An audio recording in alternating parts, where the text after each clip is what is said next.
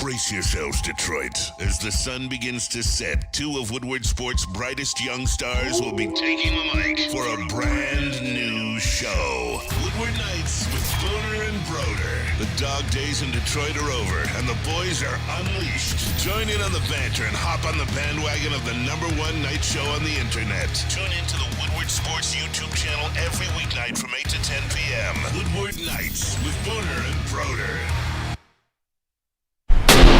Alright, welcome in to a beautiful Friday night. It is the Woodward Sports Network, and it is Woodward Nights with Booner and Broder. And we have a bomb has been dropped today. We have a lot of things that have happened throughout the sports world the last few hours. We have Detroit Lions versus the Los Angeles Chargers. We have Jeff I. Frady, Hollywood, joining the show as well today at 8:45. But Broder, and real quick, let me go around the room. We've got Broder, as always, here, co-host, Detroit Lions beat reporter. We've got Lucas Klotz, morning show man here. Let's go, Lucas. And we've got Nick, as always, with the free, no free ads, the branding there on his head. Kicking off the weekend right. That's for MCDC, isn't it? Kicking off the weekend right with Woodward Nights, baby. Let's get this weekend started. Packed show for you, boys and gals. Let's go. Yeah, and we do have a really packed show. Broder, obviously, a couple hours ago, there was breaking news. Did something happen at Michigan? I guess something happened, and we're going to actually talk about it. We might go 2 segments on this. Well, let's announce it, like, right when the show's about to end, you know, like right before they get on the plane. So then, like, you have all weekend before anyone can respond to it. Yeah, and maybe since it's a national holiday, maybe we should do it later tonight as well. Yeah, because like the banks are closed, the courts are closed. You know, just we'll wait till that moment. I like that idea. Okay. That's a scumbag move, right? Yeah. Okay, yeah. Sorry, just wanted to make sure we won't be scumbags though. We are nice people here. We love everyone tuning into the chat right now. Appreciate all of you guys. Make sure you guys hit that like button. We're gonna get into it though right away. Usually we do the whole trending topics thing. We're going right into Michigan's Give me fuel, news. give me fire. So Lucas, do you have that breaking news graphic? I believe you might have put that together. There it is, right there. The Big Ten breaking news. The Big Ten, not expected anymore. They have disciplined Michigan, and they will prohibit Jim Harbaugh from being on the sideline for the rest of the Michigan's regular season. Broder, I'm just going to go to you real quick. I have a lot of notes on this and things to talk about with this. What are your first initial thoughts? You graduated from Michigan. I did. You are a pure Michigan man. Thoughts on this? I did, and maybe a little later I talk about the Big Ten just in general. When I was at Michigan, I don't know if you knew this, my senior year, I was the Michigan's Big Ten representative for the athletic department. So I got to go sit in on the meetings with all the athletic directors and stuff, and it's an interesting little situation. But my first takeaway is the timing of all this. For them to do this, Michigan already gotten on the plane to Penn State. It's Friday. It's Veterans Day, so it's Veterans Day tomorrow, but the courts are closed today. So it's a whole mess to be able to get the injunction, the restraining order that Michigan is likely going to be seeking. It's just a mess. I read through the letter from the Big Ten commissioner. A lot of it makes sense in terms of what they think they have, in terms of some of the evidence against Michigan, but again, it still seems like there's a lot of speculation. Well, the NCAA has this. Well, we have this, and we're worried about players' safety today, and we're worried about the infractions were this year, so you need to be penalized this year and not wait till next. It just seems like this is all just very, very premature. Like I'm not even trying to come to the defense of Michigan if something did happen, which it does seem like it did. I mean, it seems like Connor Stallions is a freaking psychopath, but it doesn't appear there's any evidence that Jim Harbaugh knew. So then it just gets into all the stuff that, you know, the CEO concept. You should know everything that's going on with your team. Who knew? What offensive coordinators? I don't know. I just kind of went on a few different things. It's a mess. But the timing of this all to go down, real douchey move out of the Big Ten. Classy, Petiti. Yeah, no, and Petiti, I'm just going to start calling some people scumbags here, if that's okay. I made sure I could say the word scumbag. The other day, I said it on the show, and everyone in the room, Nick, Jalen, Broder, you guys all looked at me, and you guys were like, did he just say scumbag? And then I kind of questioned myself a little bit, and I was like, is that a word, like a term I can use? I thought you guys did that to me a couple days, like, before. I don't know. Yeah, it's not a bad term. I feel like it was Broder for some reason, because we're not used to it out of Broder. Okay. Oh, because I was calling Ryan Day a scumbag, and everyone looked at me, and I was like, "Whoa." Let it fly. Okay, In the I nighttime. did tweet out, and I had to text some people. I was like, "Is this a good word?" But I mean, you want to go over the list of scumbags? Go ahead. The Big Ten: Tony Petitti, Rutgers, Greg Schiano. The Big Ten: Ryan Day. The Big Ten: Ohio State, Michigan State, Ryan Day, Michigan State. Every single Purdue. one of you fans out there that is happy that this happens, and if you're sticking up for it, the only reason you're sticking up for it is because you just hate Michigan. Yeah. That's a fact. And like, I've spoken with some Michigan State people. Easy over there, he's a Michigan State guy.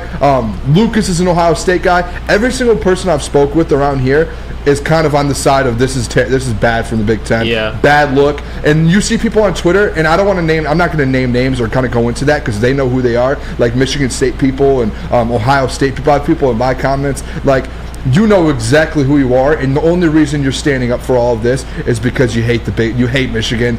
You just don't like Jim Harbaugh, and it's just a vendetta. That's all it is. There's no real reasoning behind this. It's a unethical way of going about it, just suspending someone without doing a full investigation and going through the rights that you have. It sets a bad precedence to me. Lucas? Yeah, I was just to say, like, it just makes the Big Ten look bad as a whole. Like, I'm an Ohio State fan. But, like, if you're born in Ohio, you dream about growing up and playing Ohio State football. Like, that's the dream. But at some point, like, Michigan and Ohio State are the biggest brands. I don't care what anybody says. Ohio State is behind this. Ryan Day is behind this. Ryan Day is insecure and knows that Michigan's about to pass him up. He's going to drop 3 in a row, and he's on the hot seat, especially when you have Brian Hartline sitting right there. So if Michigan leaves the Big Ten, the fuck is the Big Ten now? Seriously. Like, what is it? It's what the modern day Pac-12 is. But Ohio State, like, what's their biggest, like, what competition are they really going to have? Penn State? USC? Like, USC after this is going to be a 5-6 win team. Lincoln Riley's one of the most overrated head coaches in college football. Like, Ryan Day, I think, is solely behind this, and it's going to make Ohio State look soft, and it's just going to ruin the culture that's in Ohio State and Big Ten. And if there's anybody to ever do that, it would be Ryan fucking Day. And I want to make this statement too, because I heard a couple people within the Michigan community talk about this, and I think it's a legit topic to talk about. Dave Portnoy spoke about it. There is actually, Lucas, if you want to throw, there was a tweet I sent in there about Michigan leaving the Big Ten. And Michigan actually, I hope I sent it. Okay, there it is. Michigan actually spoke about this before the suspension and said, in a meeting last week, Michigan's regents discussed possibly leaving the Big Ten if Commissioner Tony Petitti, scumbag, suspended Jim Harbaugh without what the school considered due process. Listen, I'm going to tell you guys straight up here. I'm going to be completely honest with you guys here. Straight about that water. Michigan should leave the Big Ten tomorrow. They should say we're not playing maybe not. I would like to go win a national championship, but they should just get out of the Big Ten. Go to the SEC. The Big Ten needs Michigan right now. If Michigan leaves, I don't care who's coming into the Big Ten, Broder. USC, UCLA, any of these teams, Washington, don't care. Michigan is at the top of the Big Ten right now. They're a historic program in the NCAA. I guarantee you the SEC would say, we'll take you right now. And people are the excuse, Michigan's not going to win in the SEC. Listen, this is a perfect time for Michigan to do it. You're going from 4 playoff teams to 12. If you go to the SEC next year, fine, so be it. What, you lose 1 or 2 games a year, you're still making the college football playoffs. And you're competing more. Recruits are going to want to come. More recruits are going to want to come because you're playing against the best people. The Big Ten, Broder, don't deal with them. If they want to do this, they're going to lose on so much money if you leave. You have the ball in your hand right now, and they're your puppet right now. That's how I'm looking at this. People are doubting Michigan and the success that they could have outside the Big Ten, and I don't know if they're going to leave the Big Ten. I don't know if that's an empty threat. I don't know if it would be the SEC, but they have more power than the Big Ten thinks. I mean, and to doubt them, to put them through this, to be petty, for Petitti to be petty like this, all it's going to do is motivate Michigan and their regents and the entire university and boosters, whether it's in the Big Ten, whether it's in the SEC, another conference, whether they go independent. If they had any issues with NIL before unrolling the checkbooks, Michigan donors are going to be coming out of the woodworks, making sure that they have the best players, whatever conference they're in. It's a freaking mess.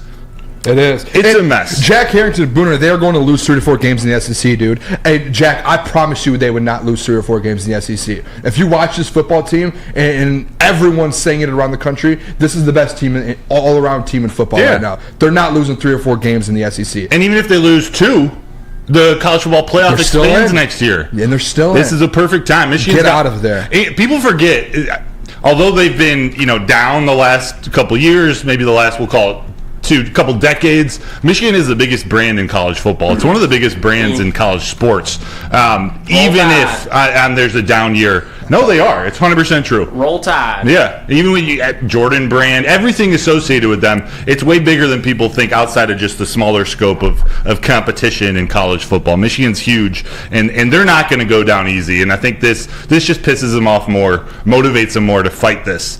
Even if there are punishments, real punishments eventually, who knows? They're not just going to lay down and suspend themselves again. So I think that's the biggest thing to take out of this. And if you're one of those people, and I'm sure there are some people that are watching that are like, oh, this is good, they deserve this.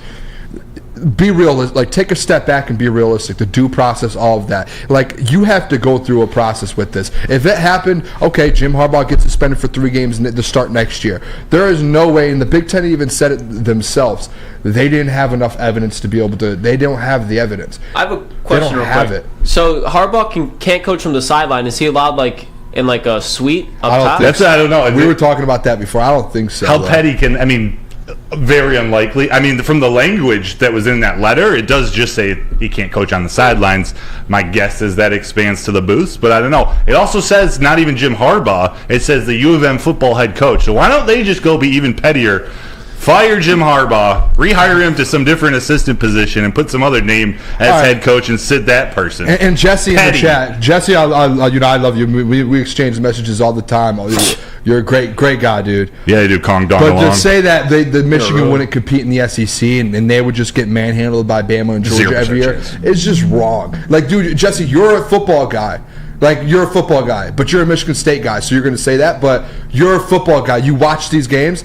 You watch Michigan and how they dominate in the trenches, how they dominate on defense, and they're one of the best defenses in the country. Come on.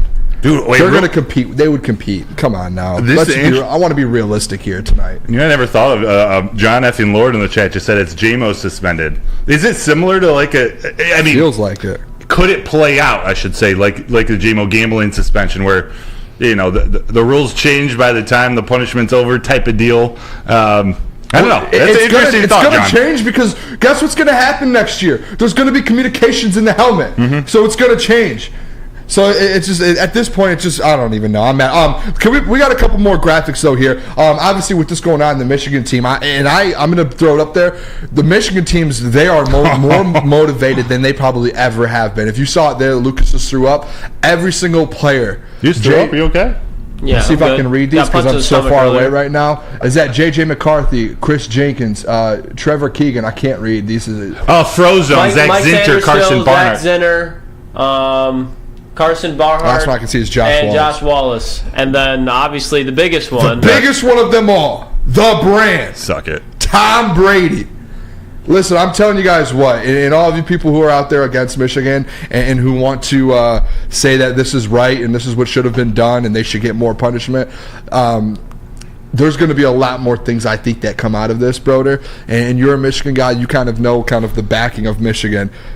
Things could get ugly, I feel like, quick. Things are going to get really ugly. And Broder's been behind the blue wall. Yes. And they warned them last week. Michigan warned the Big Ten, said, listen, and to be honest, I wouldn't be surprised if there's other schools that things start coming out because Michigan has a lot of insider information. That's what I'm saying, man. This is all just going to make Ohio State and Ryan Day just look weak. It's all going to be. There's already been rumors, and I know they're not confirmed, obviously. But weren't you saying, Booner, they went the FBI or who was it? When they found out where everything started, it was by somebody illegally getting stuff off the computers, and it linked back to Columbus. That's why the NCAA was like, I don't know if we can deal with this right now. If you guys got this illegally, we're going to take a step back here because we can't do this. This is nuts. The Kansas thing a couple years ago, the FBI got involved, and when that stuff happens, it's like Bill Self is still coaching. They still won a national championship. They still have a national championship. There's things that happen, yes. But the way that the Big Ten is handling this is very, very bad. I do think Oh, I forgot what I was going to say. It slipped out of my mind here. It was something about Ryan Day and them. Scumbag? He is a scumbag. Big Ten scumbag. This is just the tip of the iceberg. Frauds. I mean, this is literally just the beginning of it all. I remember. It's like Ryan Day. He's about to lose his job, and people are like, "Oh yeah, he's going to lose his." Like, he went and did an investigation because he couldn't beat Michigan and tried to get some stuff on them. The SEC does all of this stuff. Those coaches know, hey, let's not do this. I haven't seen half of the SEC. How many SEC coaches have talked about this? They know they do all. They want no part of that. Yes, they all do scummy things. Every coach in the country does something to trying to get around rules, do stuff a different way. And if they get caught, it's going to be like, oh no, yeah, we're going to get a penalty. But every coach does it. Ryan Day's just a big enough scumbag to go out there and say, hey, I haven't beat Michigan in 2 years. My job is on the line. Because really, if Ryan Day lost to Michigan this year, and when they do, he will be fired. He will be fired. That's it, yeah. You don't lose three straight to Michigan at Ohio State and keep your job. I tweeted out a question a week or two ago of it was literally a general question: who loses their job first, or who basically between Jim Harbaugh and Ryan Day. Like right when this started to heat up, it's like who has a better chance of getting fired first? And I think this all just this speaks to me. It validates even more that I think Ryan Day's days in Columbus are numbered. The way he went about it, I think there's a lot of coaches around the country that probably looking at Ryan Day and some of these the Rutgers coach Greg Schiano and a couple other coaches around the Big Ten, and they're like, all right, obviously, our word, what is it like? You trust someone's word? What is that like? Mob mentality? No, yeah, I don't know what that is. I don't know. What are you trying to say? I'm just saying, like, if you trust, like, if you do, like, I trust you, like, my word means something. It's just like obviously other coaches around the country is like, those coaches' words mean nothing because they'll go out and snitch like that. And when you have that in the Big Ten, and now you have this whole thing going on, things are going to fall very quickly. Greg Schiano, look in the mirror. Like your freaking stadium sponsor is the most corrupt fucking company in the nation. It's ridiculous. Yeah. By the way, shout out Freddie fell through on 3. So waiting in line at Ford Field Men's Room listening to Woodward Nights. LMAO. Let's go, Freddie. Little Metallica, baby. Let's go. Metallica is tonight. Shout out Freddie, man. All right, we're going to hit the break. When we come back, do you guys want to talk about it a little bit more? I think we kind of just, I don't know if the people do. We can get into some, it is our Lions pregame show, and then this came out. So we will talk college football a little bit later, or during the break, maybe we'll decide we want to go into it a little bit more. But let me tell you guys about Lady Jane's. Tell them. Beautiful spot. Come to Lady Jane's Haircuts for Men for an award-winning haircut experience. Register to win a trip of your dreams. An all-expenses paid suite for the 2024 NCAA tournament. That is right. No expenses spared for you, 5 of your best buds. You could take this whole room if you want. Lady Jane's Haircuts for Men, open 7 days a week. Walk in anytime. It is wicked awesome. Wicked awesome. Calling all landscapers. This is Darren McCarty. I'm at Outdoor Equipment Co. How would you like to landscape like a legend? How about a bad boy zero turn? And even a chainsaw.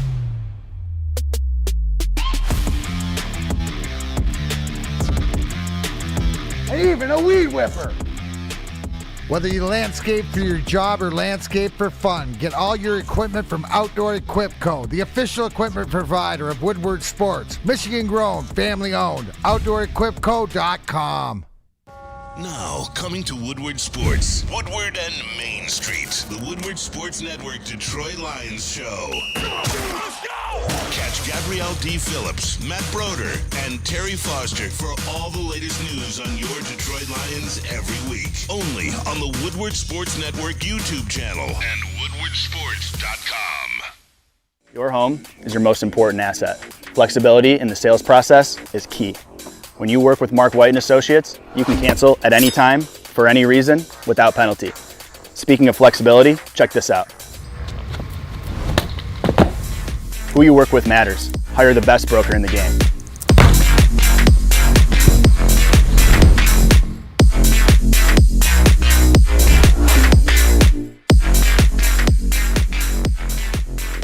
Join Woodward Sports and Long Drink live every home game for the official Lions VIP tailgate party. It's at Eastern Market in Shed number 5, and it is a bash. It starts at 9:30 and runs until game time. It is the official Lions tailgate. It's back and better than ever. So come hang out with Woodward Sports. We got food, we got drinks, we got entertainment. All included. Just get your tickets online at bullseyeeventgroup.com or win some from Woodward Sports today. Just subscribe to our YouTube, follow us on Instagram, and direct message us Lions VIP. That's right.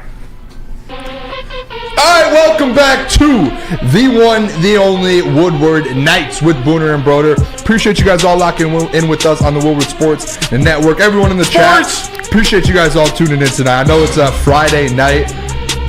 Oh, this is scary in there right now. Ryan Day doesn't want any of this smoke. Lou Holtz, where are you? Lou Holtz, scumbag. All right. Make sure you guys hit that like button if you haven't already. Appreciate you guys locking in with us. Andrew Jones, Booner, it's just the college football. We all came together when it comes to the Lions. Andrew Jones, totally agree with that. And guess what? Love that. We don't want to give the scumbags too much time of our night here. We will talk about them later in the show. Jeff will be joined in the show from the Morning Woodward show as well. And maybe we'll ask him a little bit about that. But in the time being, the Detroit Lions do have a big game on Sunday. Massive, versus the Chargers. So we do want to talk about that a little bit. I know Michigan has a big game. We're at 9:30, I believe we're going to talk Michigan Penn State a little bit as well. So make sure you guys lock back in for that. But Broder, you were in attendance today. Sure was. Injury report came out. Was there any shockers on that? Anything that surprised you going into Sunday? I believe there was one person. Yeah, Vitai's out. Levi Onwuzurike is doubtful. Oh, there we go. Donovan Peoples-Jones is questionable, and Dan Skipper's questionable. The rest are in, so we got Frank Gragnon, Montgomery, Jonah Jackson, Khalil Dorsey in. Full practice, full go on Sunday, pending any, Saturday morning slip-ups in the shower. Hey, look at that, though. The boys are back. It happens. The boys are back. Frank, David, Jonah, Khalil. Not Dan or Donovan, but the other boys are, man. Oh, hell yeah! I love it. Levi Onwuzurike. Yeah. Doubtful, so probably not going. Is that an issue? I know was he a healthy scratch versus the Raiders? He was. Okay. That tells me, a better chance of Broderick Martin getting game number 2 under his belt. Maybe Buggs sees the field more. We'll see. But yeah, no Levi. He's been a little puzzling this year. Donovan Peoples-Jones, this is one I'm interested in. Not the biggest, if he plays or not isn't the biggest effect on the Lions quite yet. I do think he's an important trade that they got. But he had a rib injury. Dan Campbell talked about in his press conference. Suffered a rib injury in his last game with Cleveland. Yep. Went through the physical process. The Lions don't think it's anything serious, anything to worry about. But there is a chance it keeps him out of tomorrow's game. And it's one of those Dan Campbell wouldn't play him Sunday. Wouldn't play him Sunday anyway if he didn't think he was ready, whether that means playbook, shape, whatever the case may be. He wants him to be 100% ready, and that also means injury. So they're going to wait till he's...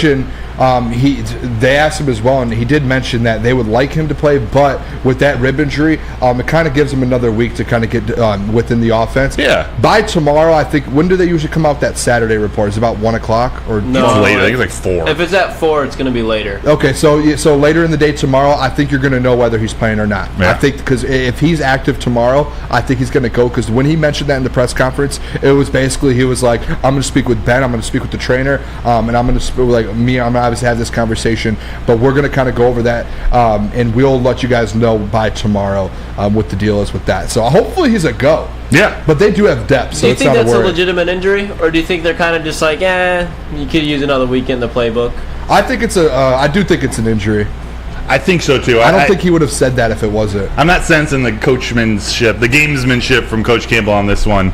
I think if they traded for him, if he was out there, I think they just wanted to get him rolling as fast as possible if they could. But who knows? They've been really good this year about sort of keeping, not giving us all the information, letting us speculate. They did have a bye week as well. So like that bye week, you would have thought like if he wasn't injured, he would be playing on Sunday. Yeah. That was my first thought. Who knows? It's probably a hard offense to pick up like in the middle of the season. That is true. Yeah. And they do talk about Ben Johnson, how like his offense is like very layers particular. On layers on layers, probably. Yeah, with, like, you the have motions. to know exactly where to be. And Like look at like JMO, even like JMO, he's been in that offense for how long? He's missed a couple routes. Remember the game? What was it? The Raiders game, or no? What was before the Raiders game? Ravens. Remember he ran the wrong route and Jared Goff threw it the opposite way. It was almost an interception, and it was just like it's got to be a tough offense. That says a lot about Sam Laporta too, and how fast he's picked up the offense, how smart he is. Just as a little side note. Yeah, Laporta. Yes. Yeah. Laporta he had a good on the podcast he did.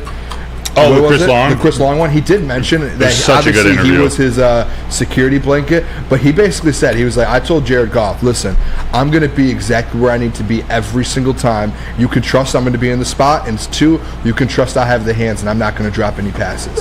So right there, that's why I'm like, all right, there's Sam Laporta's a dude. Yeah. And to hear him talk about the help that he gets from Dan Campbell being a former tight end, from Steve Hyden, his tight end coach, the extra little the tips and tricks they give him being a tight end, what's it called? Going across the line of scrimmage, going in motion and sort of reading the defense on the move, reading the defensive line, reading the cornerbacks, reading the safeties. These tight ends, these former players, are really able to help them, help a guy like Sam Laporta adjust to the NFL that much quicker. Yeah. You know what he mentioned today as well? Right when he opened the press conference. Remember yesterday? We spoke about this. Was it yesterday? Yeah, because you weren't at Allen Park yesterday. Ben Johnson talked about the red zone stuff. And then I know a lot of you guys in the chat and the listeners probably remember this from yesterday, but the biggest negative, I think, coming out of that Raiders game was the offense in the red zone. Like, every time you get to the red zone, there was nothing out of it. Nothing. Just field goal, field goal, field goal. Dan Campbell opened it up today and was like, Red Zone Friday! Oh, yeah. Red Zone Friday, baby! How was that? You were there? Yeah, I was there. Red Zone Friday. How was it? It was good. I mean, we don't get to see all the practice. We get to see the first 10 minutes. So we don't get to see their actual red zone drills. But it is something they focused a lot on Friday. Also on Friday, they let the big boys run some routes. I don't know if it has to come after a win or whatever, but they let the offensive linemen all run a couple fly routes from Goff and Teddy Bridgewater. It's pretty fun. But yeah, Red Zone Friday, it's something I don't know if they implemented it at the beginning of the year or throughout the year, but it's definitely a focus of both Ben Johnson, Dan Campbell, and this entire team. I think partly why they went out and got a Donovan Peoples-Jones to help in the red zone. It also helps having David Montgomery back with Jonah Jackson, Frank Ragnow. Like, he had 6 touchdowns in his first 6 games. People are thinking David Montgomery still could challenge Jamal Williams' record. Those guys being back, David Montgomery, those offensive linemen, think about what, like, that I keep going back to this Ravens game. Like, if you had a full offensive line and then David Montgomery, and you could start that run game off a little bit more to help Jared Goff out with that play action, that whole game, it just feels like it would be so much different. I don't know why, but like, I don't think people really like put that together and thought about that in the moment. Yeah, it's hard because it seemed like from literally snap one, the Ravens were completely dominant. Like, the Lions didn't have a chance to assert any kind of identity. So it's like, all right, if they had them, would they have been able to do it? It would have been a different game, but the Ravens looked damn good that day. It could have been one where they're beating anybody, no matter what. But that offensive line makes a huge difference. Yeah, I'm sorry. I was reading here, and I don't want to go back a little bit, but I was just reading this. The Jesse Adams, he said he wanted to ask a question about Michigan. Oh, yeah. He basically asked, like, how are you guys going to feel? Like, you guys know that if Michigan loses, like, people are going to be stepping on your grave and laughing at you. Oh, they will, yeah. But let's be realistic here. Non-Michigan, I'll take the hat off for a second. My hair is bad. I'm going to take the Michigan hat off for a second. Look at that. Oh, my gosh, yeah. Let me just put it on backwards. If Michigan loses tomorrow, the Big Ten just took your coach away less than 24 hours before a top 10 matchup after you spent a whole week prepping. Not even a whole week, a full 2 weeks coming off of a bye, correct? Yep. Prepping for a top 5 matchup, thinking that your head coach was going to be there. You got no warning. You hopped on the plane, and they gave you your sentence when you got off the plane. You do that, if you played any sport and been a part of a college athletics, anything, like when they had those first 3 games suspension for Harbaugh, they were practicing probably with Jesse Minter and those other head coaches that were filling in. You have a different game plan for that. You're prepared. You just took a coach away 24 hours before one of your biggest games of the season, a top 10 matchup. Yeah. That's ridiculous. You know how much a difference, even if he's not the play caller on offense or defense, having your head coach there it means something. It makes a difference. So it is it's not nothing that he's suspended and not able to be there, especially learning such last minute. Shoot, I had another point right after that. Oh, at the same time, I do believe that it's not going to be a good day for Penn State. I think they just pissed off that entire team in a way. As long as they keep it contained and they don't get out of their bodies and get too vengeful on the field, I think they're going to play their best game of the year. Peaceful Tim, no warning. You'd have to be deaf or blind to not see this coming. Hey, I didn't see it coming. I don't know what you're talking about, Peaceful Tim. I have no clue what you're talking about. I didn't see anything coming. We were expecting to have the head coach tomorrow at the football game. Don't know what you're talking about, Peaceful Tim. All right. Hit him with the blind side. Adversity causes some men to break, others to break records. It does. Hey, before we go to break, too, Broder, another quote from Dan Campbell here. He kind of, you were there. He spoke a little bit on some other teams that were winning a ton, and he came out and was like, "Hey, listen, these teams that have been winning, at some point they're going to start falling." I don't know if you remember that quote. Which Dan Campbell said this? He said teams that have been winning will start to fall, and he was just talking about like basically the context. Philadelphia. The context to it though was, hey, you went 6-2. You're not guaranteed another 6 wins the second half of the season. Oh, okay, you have to go out there and work for it. But some of these other teams that have won 7 games, 6 games, some of these teams are going to fall. Mm-hmm. You could be one of those teams, and you have to find a way to prevent it. With that being said, the main point to it, he said we need to bring all he mentioned it last week. The 3 phases of football, offense, defense, special teams, need to have all of those together. They haven't even done it yet, and they're still 6-2. Yeah. If this football team puts all 3 together, they're going to be a scary football team. They're going to be looking like this Michigan football team. Yes, and on the flip side, it also means that a team that's has 2 wins, 3 wins, could turn their season around and make a run, just like the Lions did, starting 1-6. So I think he just understands. And that's how it's felt this year. He's understand they're not too far ahead of themselves. They're not thinking too far in the past. Like, they are just focused on the game in front of them, and that excites me about this Chargers game. But I know we got to get to break, Boone. Yeah, we're going to get to break. When we come back, we will keys to victory, Lions versus Chargers. This is our basically pregame show for Woodward Nights, but we're going to go over our keys to the victories. Booner and Broder's top 3 keys. That's what it's called. And then we have a couple more things. After the next segment, too, Jeff Frady will be joining the show for about 30 minutes to lock in with us. I have a question for him, a really big question. It might start our argument, so I'm excited for it. But I'm going to go double here real quick, Lucas. I'm going to talk about Lions pregame show. Make sure you guys tune into that. It is me and Jeff Frady this Sunday. Lucas will be here as well, and probably he'll have Gentry as well. Our little crew of 4 there. Sunday at 9:30 to 11:30 a.m. with different weekly special guests each week. They'll mix up a little bit. I'm not always on the show, but that is on the Woodward Sports YouTube channel. And then right after that, go get some breakfast. Wintertime in Detroit is always better with comfort foods from Big Boy. Try the veal parmesan or the new Southern Comfort Chicken Bowl. And then if you want that breakfast before the Lions game, make sure you get it. Stuffed potato pancakes, they are back. Classic lumberjack. Woo! Santa Fe Garden, also the new apple pie hotcakes. They are too good to miss. Top it all off with the new gingerbread shake for dessert. Stop by your local Big Boy today. Join Woodward Sports' own Jeff Frady, along with special WSN guests for the most anticipated Lions season in decades. Filled with different surprises and expert analysis. You're not going to want to miss out. Go to our Woodward Sports YouTube channel on Sundays and tune in live from 9:30 to 11:30 a.m. Where's the most convenient place to get that big fitness energy? It's Planet Fitness. Join today for just $1 down, $10 a month. With over 2,400 locations and equipment for every workout, you can get in, get energized, and get going. And with free fitness training and most clubs open 24 hours, everyone belongs in the judgment-free zone. So join today for $1 down, $10 a month, no commitment, cancel anytime. Deal ends Wednesday, September 13th. Join now at any Metro Detroit location. Hurry, offer ends soon. Come hang with the Woodward Sports crew all throughout football season on Saturdays and Sundays to join our college football and Detroit Lions live watch parties. Inside the 5, caught, end zone, touchdown Detroit Lions! With money on the line. Featuring different special guests and surprises. Start times will vary depending on the game. Only on our Woodward Sports YouTube channel. So what happens when you have a great business for over 50 years? You expand and you offer more products to more people. That's what Les Stanford did by adding Les Stanford Buick GMC. They got the same great service that customers have come to know and trust. They're located on Woodward, just south of 9 Mile. Check them out in Les Stanford, Dearborn today. That's their flagship location. So find the brand you want at lesstanford.com. And we are back. It is Woodward Sports Network, Woodward Nights with Booner and Broder. Appreciate all of you guys locking in here with us tonight on a beautiful, beautiful Friday night.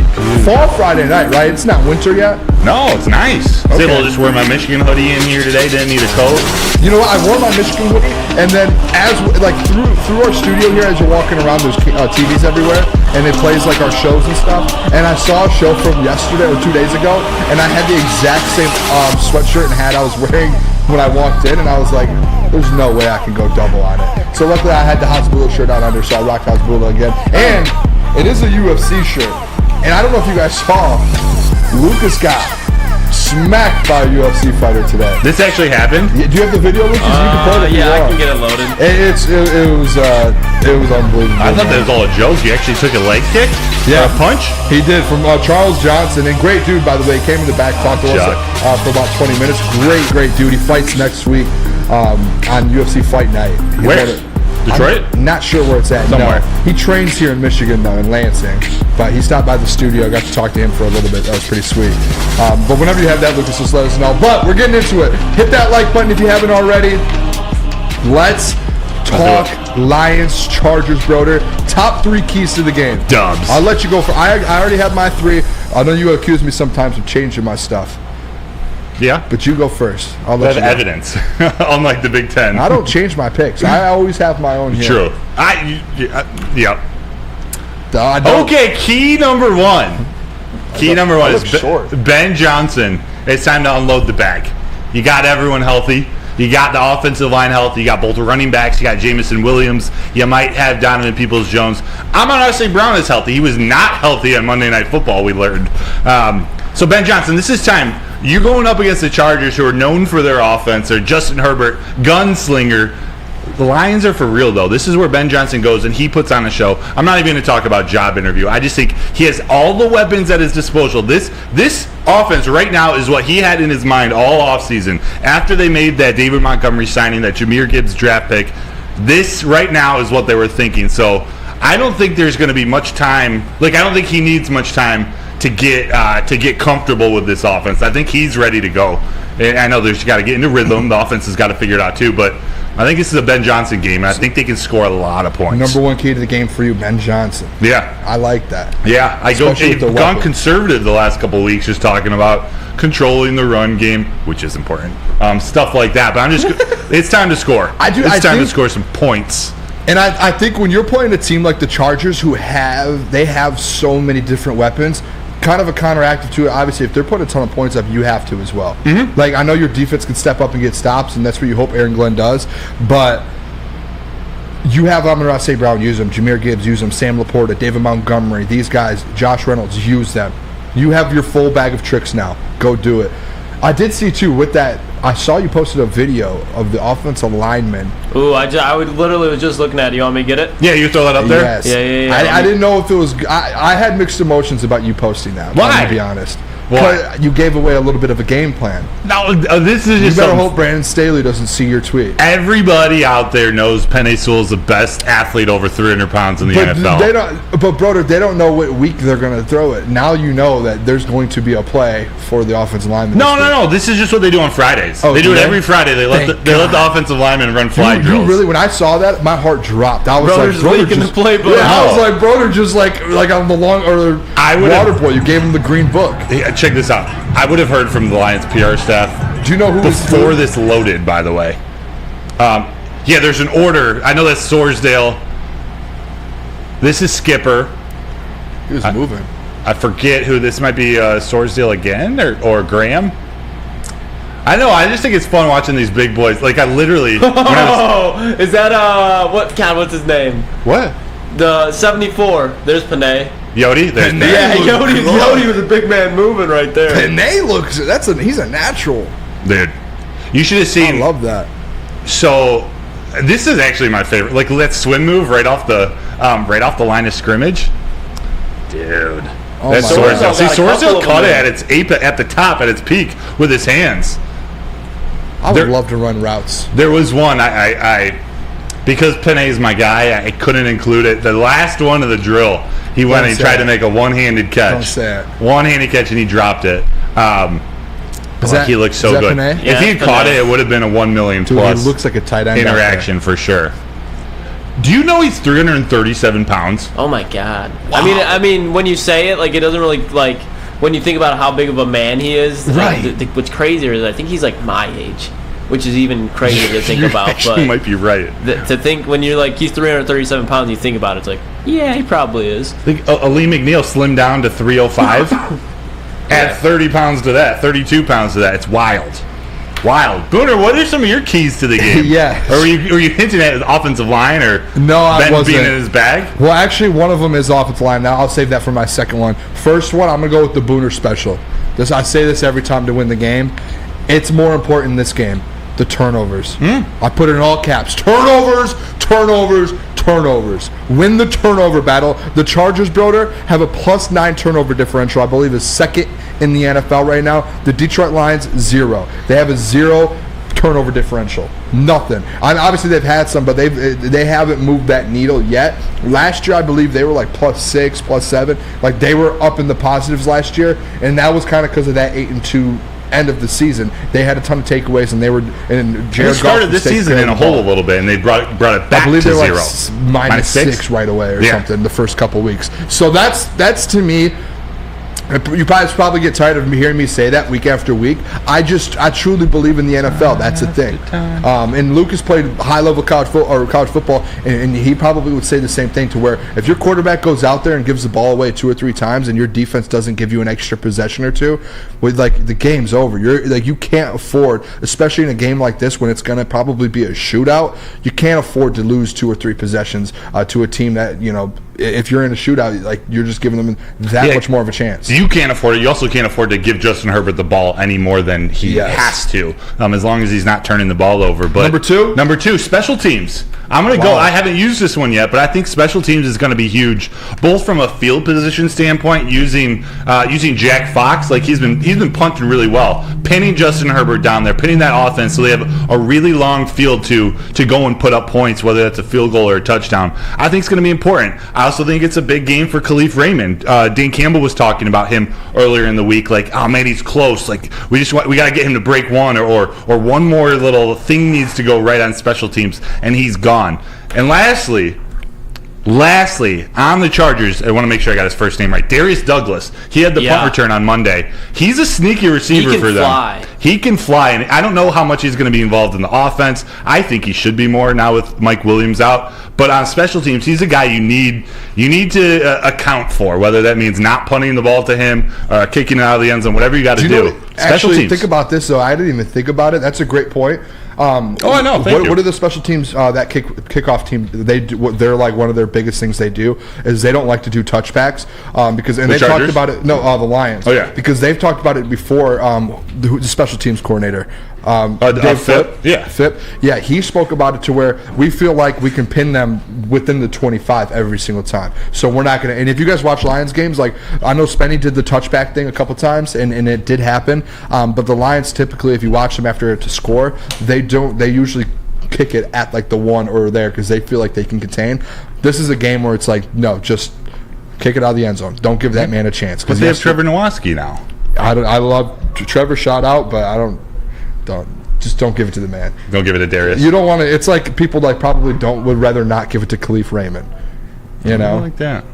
Give me your number 2. Number 2, offensive line. I basically said protect Jared Goff. We've talked about it all week long. What this defensive line is: Khalil Mack, Joey Bosa. They have a bunch of other fill-ins around. You have to protect Jared Goff this week. Yes. If you want to have a successful offense, to be involved in a high-scoring game, to do what you want to do to go win this game at a high level, you have to. Right now, the Chargers, I've said this stat probably 5 times this week, second in the NFL in sacks. They get to the quarterback. The only other thing is they haven't gone up against the number one offensive line in the NFL. And again, I saw the tweet today. PFF just put out their recent rankings. Detroit Lions number one still. What does it take to offensive be line number one? Yep. So that's it. Offensive line, protect Jared Goff. They have dudes. You have dudes. Be the dude. Step up. A lot of dudes in California. Tons of dudes. Be the dude. I'll be quick with this one because you actually already touched on it about the red zone. When you get in there, you got to get points against this Chargers team. You got to put, whether it's 3 or 6, get those points on the board. I think they're so committed to it. I think we're going to see a couple on Sunday. What about you? What's your third? Third, I feel like this is another easy one. I'm going to say Aaron Glenn, and why I'm saying that is containing Keenan Allen and Austin Eckler, the 2 stars on their team. And they're not just 2 normal players around the NFL. These are 2 of the best at their position. I want to see, I think the biggest key to this game is Aaron Glenn coming in with the right scheme to stop these 2 guys. He even spoke about it in his press conference yesterday where he was like, someone asked him a question like, hey, what do you think about the Chargers defense? And he was like, listen, I don't even know who's on their I haven't looked at their defense. I don't care. All I'm worried about is Keenan Allen and Austin Eckler. I'm worried about stopping those 2 guys for this week and Justin Herbert. Those are the guys I'm looking at. If Aaron Glenn can put a scheme together to be able to put guys in the right positions to contain those guys. I don't care, to be honest, if Keenan gets 7 catches for 100 yards, as long as it's 100 yards that aren't meaningful. That's how I look at it. The Lions talked this week a lot about scout. The bye week gave them a chance to scout themselves. Yep. And I don't know how you guys feel about this comp, but I know we don't get to see Keenan Allen a lot playing on the West Coast, playing for the Chargers. But he's their version of Amon-Ra St. Brown. He's a dog. He's their reliable receiver. He'll end the game. It'll be quiet game with 6, 7, 8 catches for 100 yards. Keenan Allen, he's one of the best receivers that people don't know about. Can I throw a stat out real quick from him? What'd you say? I'm going to throw a stat out for him real quick. Throw it out. Just throw it in the bag. September 24th versus the Minnesota Vikings. Keenan Allen, 20 targets and 18 catches for 215 yards. That man's a dude. Against the Vikings? Aaron Glenn, I hope you have a good defense ready to go. I really hope you do. Yeah. That's how I'm looking at this. Hey. Did you have a third, or did you already go 3? No, that was it. That was 3. On red zone, I went special teams. Love it. And I went Ben Johnson's bag. Yes. Yeah. All right, love it. We're going to go to break. We're going to come back. We've got a special guest. Came straight from Los Angeles, actually. We're playing the Los Angeles Chargers. Lions are in Hollywood. We figured we would bring Hollywood on and bring him straight to the studio. We've got Hollywood. Jeff Iafredi for the Morning Woodward Show tuning in right after this. But tell us about Dispo. I'll tell you about Dispo. At Dispo Romeo, they've got a team that curates an exclusive atmosphere. It's awesome. They mix fresh inventory from Michigan's largest variety of products. They now have the first ever cannabis mall of its kind, conveniently located off of Van Dyke and 32 Mile Road. Dispo Romeo is now open late night until midnight, Monday through Saturday. They're open Monday through Sunday, but Monday through Saturday open till midnight. Can it get any better than that? I don't think so. Dispo Dispensary, DispoShops.com, your local cannabis plug. Woodward Sports own Tom Mazaway and Sam Stick Day will be hosting our Lions postgame show after every Lions game all season long. Tune into the Woodward Sports YouTube channel for his hot off the press takes, game analysis, and Kool-Aid sipping celebrations. You won't want to miss it. Join Maz, Stick, and special guests each week immediately following every Lions game, exclusively on the WSN YouTube channel. At work and at home, we're there with smarter security solutions. Featuring complete automation with customized alerts and more. For over 90 years, we've been the company that's been counted on to protect what matters most, all with personalized service and care. Right now, for a limited time, receive a free video device plus free installation with a new home system. Guardian Alarm. We protect Michigan. Brace yourselves, Detroit. As the sun begins to set, 2 of Woodward Sports' brightest young stars will be taking the mic for a brand new show. Woodward Nights with Booner and Broder. The dog days in Detroit are over, and the boys are unleashed. Join in on the banter and hop on the bandwagon of the #1 night show on the internet. Tune into the Woodward Sports YouTube channel every weeknight from 8 to 10 p.m. Woodward Nights with Booner and Broder. How would you like a $100K of Vegas getaway to win? Take your friends and live it up in the city that never sleeps. It's the Cintron Energy. Drink it and live it. Purchase a 24-pack today and enter to win at drinkcintron.com/Vegas and buy Cintron at your local Meijer store. Cintron, the healthier energy drink with great taste. Look good, feel great, and be the best version of yourself with Cintron. Again, drinkcintron.com/Vegas. All right, welcome back to Woodward Sports Network. It is Woodward Nights with Booner and Broder. Appreciate you guys all tuning in with us, everyone in the chat. Make sure if you haven't already, hit that like button for us. Let's get to 75 before the end of this segment. We're going to beat the Morning Woodward show this morning on likes. We are. And before you intro that, man, I got to shout out Freddie Felt, who went to Dispo today. He's in town from out of town. Went to Dispo, said Willy Wonka status at Dispo. A world of pure imagination. I love that. Romeo, actually, when you walk in there, Romeo, that Dispo. It's insane. And he's literally at the Metallica concert right now, like in the middle of it all. Just send us a video of Sandman. Freddie Felt, you're the man. Oh, I was listening to that on the way home. Booner, do the honors. Yes, the one, the only. It is the Los Angeles Chargers week, so we went and brought Hollywood to Woodward Sports and Woodward Nights tonight. We've got Hollywood, Jeff Ifrady. Jeff, yo, there he is. Let's go, baby. It's Woodward Nights. This is a goated crew. We got the boys here. It's chill. It's nighttime. The best night show in the country. That's what they said. Period. And by the way, Freddie Felt 313. He's at the concert and he's tuning into the boys? Yes. Oh, yeah. You're a real one, Freddie. Shout out Freddie. He's a loyal listener to the Woodward Nights show. And everyone, shoot hoops, not people. That's a great You like it? Yeah. Thank you. I'm trying to spread the good messages. See, we're all about good messages on Woodward Nights. Positive, as is our chat. Messages. We have the best chat in the network. We do.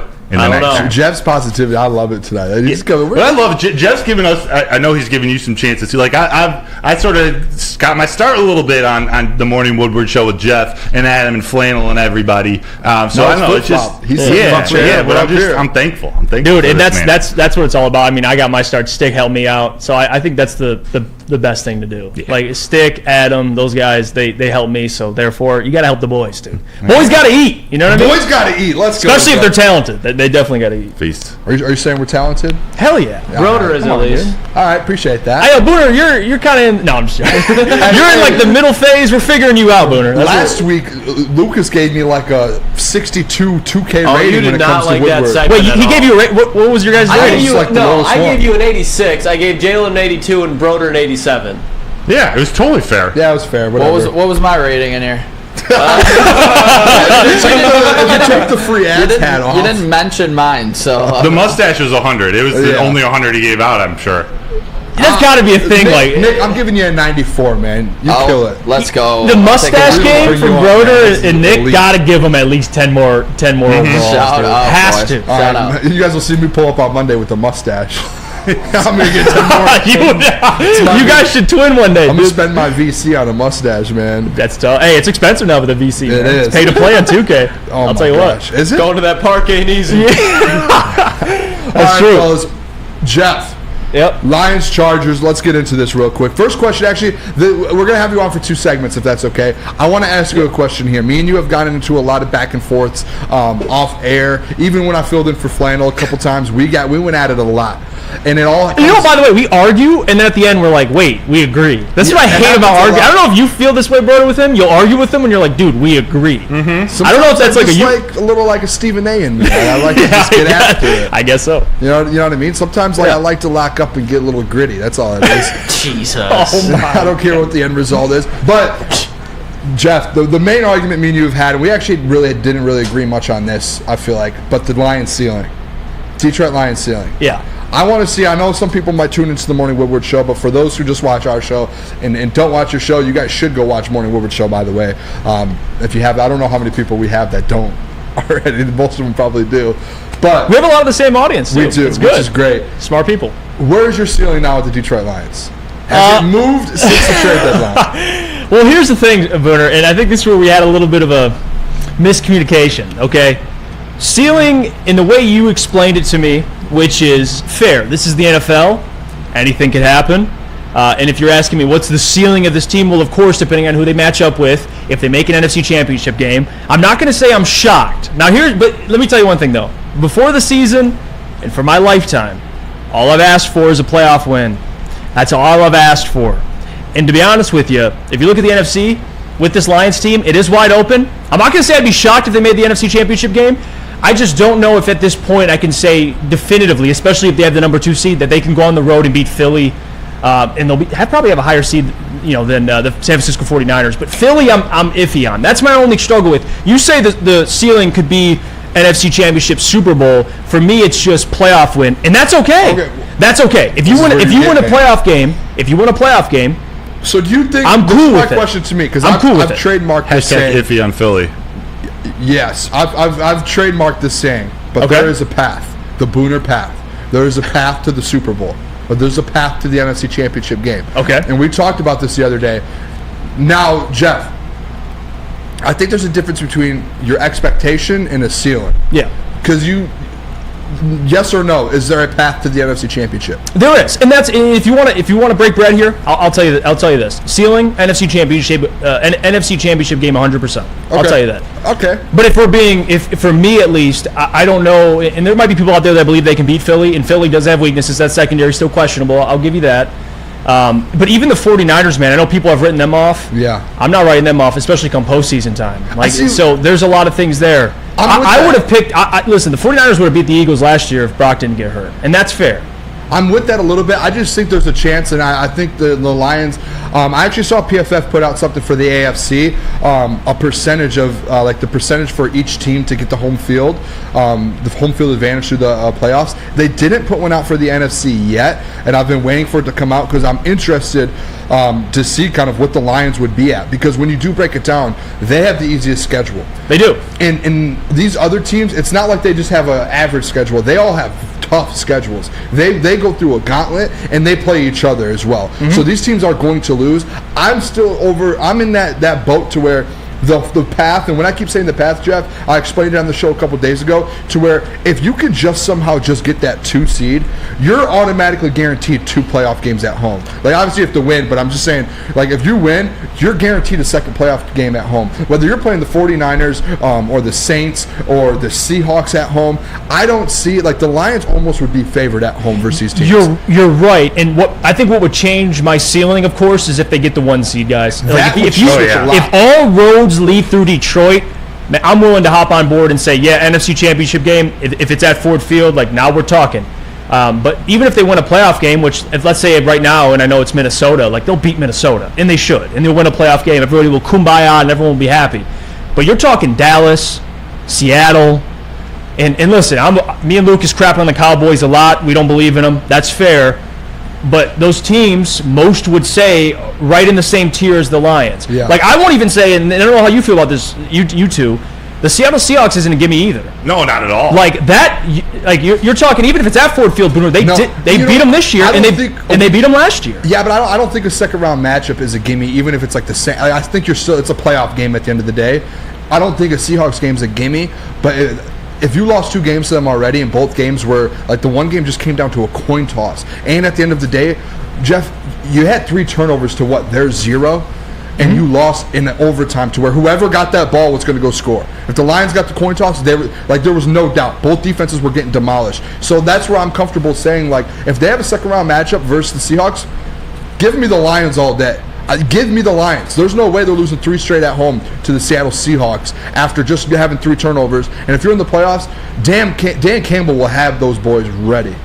But Lucas, what were you saying over there? No, I was just giving you a little shit, but because I agree with you 100%. Like, the NFL is a parody league. Yes. I was just making. I was because it's my take. It's my take. And that's what I said. It is, and I'm more the Seahawks. That's an L. At the end of the day, it's an L. Whether it was 3 turnovers or 2 turnovers or 1. Dan Campbell got out-coached in that by Pete Carroll. Yep. Just all the things that all happened led to a Seahawks win over the Lions at Ford Field. So I wouldn't look past any team that makes in the playoffs. We'd like the matchup against the Vikings or some other teams better. But once you get in, like, if the Lions had this team and snuck into the 7 seed, like, I'd still pick them. Like I as a 2 seed, I wouldn't want to play the Lions. So I just think that the playoffs in the NFL aren't so easy, regardless of what seed. But you got to go get that number 1 seed. And this is where I'm at, Booner, right now. And I'll just to kind of recap, because just to tell you where I'm at. And this is where I think we differ. Playoff win, absolutely. Past that, to me, it's a coin flip. And I'm more on the edge of, and maybe this is me being more scared, not stoked. I'm not ready to be like, yeah, there is a path. You are correct, and they can beat these teams. But that's where I'm like, hold on. Let's just get the playoff win out the way first. What did I text you the other day is a lot of these fan bases around the country, not even fan bases, radio state, everyone in these cities that win, and they've won. And I know the Lions haven't won, so you can't be like, oh, I could do this as well. But they all have confidence in their team. Whether they have an average team or not, they'll break them down a little bit and say, hey, they're going to struggle. They might lose this game. But at the end of the day, you look at this team. This is a team that can contend for the NFC Championship. There is no doubt in my mind that they can. No doubt. There certainly is doubt. If you say there's doubt, you're saying what? There's a 10% chance they win the NFC. They go to the NFC Championship. Like that's how I take it. And there's a way bigger chance to me. And of course, you get. I mean, you're going to assuming you get Houston back, you get C.J. Gardner-Johnson back. Like this team looks even better. I get that, and you're more confident. I think where I'm at though is I'm not ready to say definitively I have confidence they can beat the 49ers or the Eagles right now. That's where I'm at in the postseason. But there's an opportunity, like you mentioned, Booner, that they could face each other, and they're going to end up beating each other alive anyway. So you're going to face one of those teams. That's fair, but let's just get through Minnesota, whoever we face, and then we got Dallas, and we got Seattle, and that's still a mountain to climb to me. To me, at least. And we're going to talk about the Chargers in the next segment, but will a win over a team like the Chargers, who don't have the best record so far this season, but I think we all think a little higher of them than their record indicates. Is a win over the Chargers, does that change a little bit or give you a little bit more confidence of beating a more superior team in the playoffs? Yes, although does it depend on how they beat them? Yeah, no, well, that's it too, Broder. I think the Chargers are interesting because I don't like Brandon Staley. I don't think anybody does. But the Chargers have a good defensive line. It's a good test for them. They're second in the league in sacks. So if we're talking 49ers and Eagles, again, two more teams have great defensive lines. But also it's the quarterback play, which to your point, Booner, if you face the Seattle Seahawks, you will have that advantage. Jared Goff has more experience in the postseason than Geno Smith does. So that's a fact. But for the Chargers, Justin Herbert will be the third best quarterback you face this year. You have Patrick Mahomes, Lamar Jackson, and Justin Herbert. And there's a lot of plays, busted plays. You watch that Raiders game, it's Jimmy Garoppolo. He's not hitting those guys. No, he's been. But if there's a busted play with the Chargers, Herbert will hit those guys. So it's a good test for the Lions, Broder. And if they do take down the Chargers on the road, yeah, a team that's their back is against the wall. Like Chargers must win to even stay in playoff contention. Yeah, it's a big test. And if they beat them by 10+ points, yeah. Of course, you can change your opinion. This team will be okay. You beat the Chargers. They're the toughest opponent on the rest of the schedule besides the Dallas Cowboys. That's what I was saying that yesterday. To me, yeah. When you look at the schedule, I think there's only four really tough games left. It's not really tough, but your toughest. Cowboys, yep, because that's on the road. Chargers on the road. Saints on the road. And then Lucas brought this point up last Friday was either the Bears or the Vikings on the road. One of those games are going to be tough. I don't know which one, but one's going to turn out to be a dogfight. So you have four more tough games. If you get this win, you already just knocked out your second hardest game of the season left of the season. That's how I look at this, and then it's downhill after that. Your really tough opponent is basically the Dallas Cowboys, and then you basically have a path to that 1 seed there. I just want to see him tested more against not only great quarterbacks, but great offensive systems as well. Yeah. Like we've seen him beat the Chiefs on the road. I don't give a damn that there's no Jones or Kelsey. I don't give a damn. Thank you. That guy even said, I don't care. The win's a win, Broder. I'm with you. But the other thing is, you saw the Ravens, and we could chalk it up as a one-off, whatever, but we saw what happened in that game. You can't deny that. If they beat the Chargers and they beat the Cowboys and they beat them, they don't have to be a statement game, but just win the game. Yeah, maybe I'll have more confidence facing a Philly or the 49ers, but it's hard when you look at the rest of the schedule. And even if they win most of these games, how much does it move the needle for you? You beat the Vikings twice? Yeah, you know what I mean? I want them. They need to be tested, and we won't see that till the playoffs. I wish there was a Bills game or a Bengals at some point. I do wish that. I do. But at the same time, I want that 1 seed, so I don't really care, to be honest. Yeah, seriously. We'll take whatever path we can to get that number 1 seed. The path. But I'm trademarking that, by the way. I don't know if it's already trademarked. I think that big game is obviously the Dallas game in Dallas. You're going to get that playoff environment. It's going to be a massive game for Dallas that they're going to need to win for playoff seeding. So I think that's your test before the playoffs for the Lions. Better not lose it. And it's a tune-up. And if we win this game against LA, boys, we are 1 seed hunting on it. And it's going to happen. Let's go. It is hunting season. All right, we're going to go to break. We come back, Lions Chargers with Jeff. Hopefully he sticks around here. Actually, it is hair product an aficionado. Yep. That was what was on his nameplate here. Yeah, that is true. Wait, was it really? It was. That's a great title to have around here, man. That's it. And it said the voice of the. You son of a bitch! Awesome. You sneaky son of a bitch! All right, I'm gonna tell you guys. I'm gonna go double here real quick. I'm gonna go Woodward in Maine. So I'm gonna tell you guys about the Lions Insider Woodward Sports Show. Make sure you guys tune into that. That is Gabrielle D. Phillips, Matt Broder, and Detroit legend Terry Foster. Tune in Tuesdays 7 to 8 a.m. and Sundays 8 to 9 a.m. They will be on this Sunday 8 a.m. You don't want to miss it. You don't want to miss the battles of those three. Intense battles. All right, Hamlin Pub, though. After you guys watch that, make sure you guys head over to Hamlin Pub for the Lions game. You guys can tune in. We have just a place for you. It is one of... You could... There you go. Head over to one of Hamlin Pub's 7 locations and experience where everyone is a regular. Whether you're enjoying half-off pizza or game day specials available during all Michigan sports and NFL games, Hamlin Pub is the place. Visit the location today and experience your new favorite pub for all things sports. Look at those wings, baby. Yummy. Brace yourselves, Detroit. As the sun begins to set, 2 of Woodward Sports' brightest young stars will be taking the mic for a brand new show. Woodward Nights with Booner and Broder. The dog days in Detroit are over, and the boys are unleashed. Join in on the banter and hop on the bandwagon of the #1 night show on the internet. Tune into the Woodward Sports YouTube channel every weeknight from 8 to 10 p.m. Woodward Nights with Booner and Broder.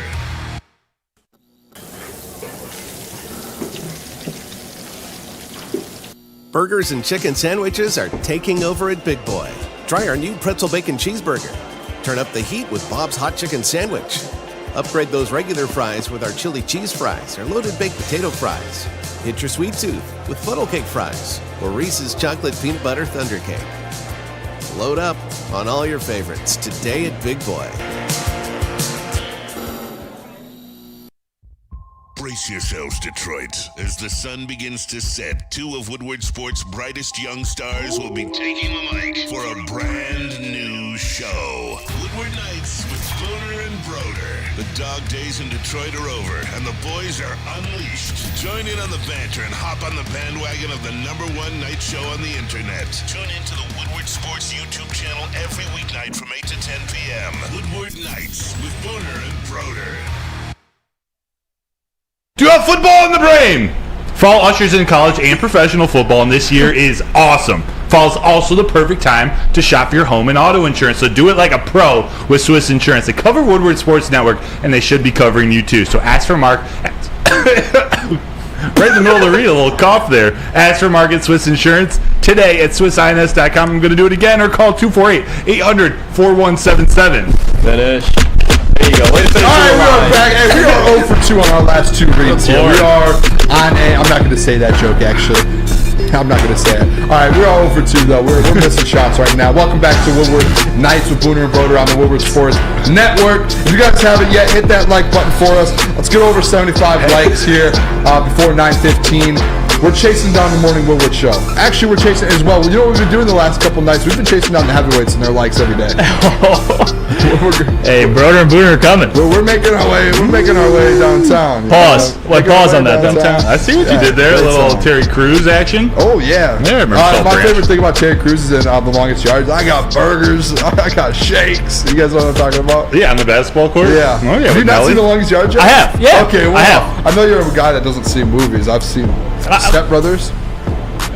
Yeah. Ted? I've watched Step Brothers probably 20 times. Okay. Okay. One of the greatest movies of all time. Ever. Yeah. Yep. Pineapple Express? Yes. Okay. Well, that's the greatest movie. Most Seth Rogen movies I've seen. I love Seth Rogen. That's my goal. Favorite non-pornographic magazine? Good Housekeeping. Yeah. For real. Yeah. Anyway, Pineapple Express is goated. It really is. All right, the Pistons are blowing the game right now. It is 94-79 Sixers. We're getting back into the Lions, though. Pistons, not much to talk about with that. That was mean. I'm sorry. Chargers, though. Jeff, Me and Broder just went over our biggest keys to this game here. Turnovers, offensive line, special teams. We broke down a few things here. That's the first question I want to ask you here with this Chargers game. When you look at this, what's the number one key to kind of winning this football game? Not just winning it, but like dominating this team. I think turnovers are a big one. I said this, and I believe this. I think this game will be dictated up front on both sides. I think offensive line, defensive line, it's that simple up front. Because you look at a couple things. Number one, the Chargers are at the most healthy they've been all season, which is something I don't think people are talking about either, which is a good test for the Lions. But you get a full complement. You're a full offensive line back. You got Graham Glasgow officially getting the start. That's big time. And you got two elite, if you want to call it Taylor Decker borderline elite, whatever, two elite tackles. So there's your benefit of having Joey Bosa and Khalil Mack, because you still have to chip, but not as much. You can put those guys on an island and trust them, which benefits the Lions. But I think this game's going to be dictated up front on both sides. Protecting Jared Goff, because if he's protected, I think the turnovers will kind of take care of themselves. I don't see Jared throwing a pick six. I don't see Jared turning the ball over. Now, other things matter too. I mean, the Seattle game, David fumbled. So turnovers do matter across the entire offense. But to me, that's what it comes down to in this ball game, guys, is getting after Justin Herbert. Maybe not to the the level that the Jets did. The Jets have a hell of a defense. But Aiden Hutchinson, they kind of do it by committee, and I think they'll have a pretty good job doing that, because besides Rashawn Slater, this team can't pass block for Ish. So I'm not too concerned. But to me, the biggest thing is what these guys do up front. The rest, I mean, you can bring up matchups. You can bring up Amon-Ra against the worst pass defense in football. All that stuff's great. But to me, it's very simple. This game's going to be won or lost in the trenches. And that's how I feel. That was one of the things that I'm starting to kind of go on with this game is, if you look in the trenches, those are like that offensive line you have, the Lions, number one in the NFL right now. And then you go look at that defensive line, like they should, like it comes down to that. I'm trying to get it out here. It just comes down to that battle right there. Yes. Because there's going to be points. There are weapons on both sides of the ball here. Lions have weapons with Amon-Ra St. Brown, Jahmyr Gibbs, Sam Laporta, Josh. They have weapons. The Chargers have weapons as well. Who can protect their quarterback to get the ball to those weapons? Because this game's going to be a shootout. Who's going to go out there and get the most stops? And quite frankly, I just think it's going to end up being like a high 20s game, and it's going to be every possession you're almost going to see points. That's how I look at this. Who can protect their quarterback the most? Chargers have struggled a little bit to do that. Like last week, they gave up 5 sacks to the Jets. Justin Herbert was getting, even if he didn't get sacked, he was getting hit. He was getting beat up. If Aaron Glenn can find I have trust in our offensive side of the ball and our offensive line. If Aaron Glenn can find a way to scheme to get to Justin Herbert and go get, like maybe on Sunday I'll do that 5 sacks thing again. If he can find a way to go get another 5 sacks and get to Justin Herbert and make him think about everything, I think this game, you can win this game by 2 scores. And I think Herbert's the type of, he's more mobile than Goff, but Goff and Herbert, 2 guys that want to stand in the pocket and make plays, which I think benefits the Lions. You're not going to have a guy like Lamar who's as elusive, but Herbert can get free, but I think he's going to stand in that pocket, dude. You're going to be able to get to him. Just so good, he's teeing up the next question without even knowing the show rundown, what we're going to be talking about. I got a question for you, and it's about Goff and Herbert. Let's do it. And it's going to be simple, but I think it's a little bit thought-provoking. Would this be a bigger win for Jared Goff or for Justin Herbert? Ooh, that's a good one. Right? Like it's. You know what? Different directions you can go. Yeah. No, it is, because there is a lot of directions. Because you could. I don't want to talk out of both sides of my mouth here, because you could say Goff for the one. On the spot, you could say Goff for the 1 seed purpose. Is this what it's like being on the Morning Woodward show? No. You're just talking of like so many wild terms. You just I'm so aware. I'm not trying to talk about this. Hey, it's the nighttime, man. Things get a little weird. Things get a little weird post 8 p.m. But regardless. What I'll say is this. For Goff, you can make the argument for the 1 seed. I get that. But I'm going to go with Herbert, because that Chargers team in the AFC, dude, they need a win bad. They need to win bad. And Herbert, to be honest with you, although the numbers don't look bad, he hasn't played well this season. If you watch Justin Herbert, I think this will mean more for Justin Herbert and what the Chargers are chasing, which is a playoff spot, than I think Jared. If they lose this game, I think they're still on pace. I mean, we talked about the schedule's so bad. So I'll go with Herbert, Broder. I think this is a bigger win for him, because they need it. They do. And they're at home and all that stuff. And 2 real quick and great name template. Jeff Lucas is throwing some. He is switching you. A lover, not a fighter. That's supposed to be your partner from the morning show. This is going to get really fun being able to play around with that. Yeah, I'm not a fighter. I can't. Yo, who let this man? I swear. We've got your guy in here today. But no, it's my guy. Lucas and I were talking about that a little before the show, though, with Goff and Herbert. The only thing with Goff that you could say it's more important for him is after every loss, whether it's his fault or not, like that Ravens game, it wasn't his fault that they lost that football game. It wasn't even close. That was a team, everything. But guess what? There are still people, and it seems like majority of people are going to go straight. Like, no matter how the loss comes, first person they're going to think of, not Dan Cable, not Ben Johnson, not the defense, not the offensive line, not running backs. They're going right at Jared Goff's head. They're going straight for him. It could be a loss where he throws for 300 yards and 3 touchdowns and plays a perfect game. Guess what? Easy will sit right in this seat and go, Jared Goff, his fault. Not a good enough quarterback. Can't win with him. And that'll happen in any game, it feels like, that he loses. That's where I'm like, when I had the conversation with Lucas, it's like you really almost have to say Jared Goff to me, because the last contending team that they played, the Ravens, there was nothing to it. Yeah, but that's BS. It is BS, but that's just the fact of the matter is with a lot of like fans with Jared Goff is they're going to go at him, and he's going to have to take that until, I think, quite frankly, until he goes and wins like a couple playoff games. And I think that's what's going to happen. And I don't agree with it. I truly believe, like, when like that Ravens thing, I'm not putting that on Goff. Goff's been great this year. Right. I still think he's been great. But I just think, like, for him, you're playing on the road in Los Angeles. You're playing, you're basically, this is a bounce back game from that Ravens game. That's how I look at it. And you have to prove that you're a team, like you're a quarterback that can go win something in this league again. And that's kind of where I'm like, I kind of have to go Jared Goff with this one. And I don't hate it. And by the way, I want to address that Jared Goff thing, because I think it's ridiculous for Jared, for people that talk about Jared.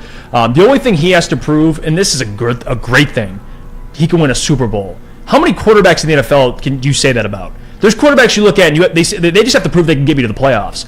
Jared Goff, all he has to prove is just winning a Super Bowl. The dude's won playoff games. Yeah. So all this and on the road too, mind you. It's not like the guy is at home every single playoff win he's ever had. So I think the whole Jared, people are just waiting on the ball to drop with Jared, and Lucas, he's been on Jared, at least high on him for a while. So I came around, and I'm all in support of Jared. Despite what happens, dude, people are gonna wait for something to happen. But that does not matter to me. Jared Goff is a franchise quarterback. I agree. And he's a guy that you can win playoff games with. You can get to a Super Bowl with. He's proven that. And this town just needs a playoff win.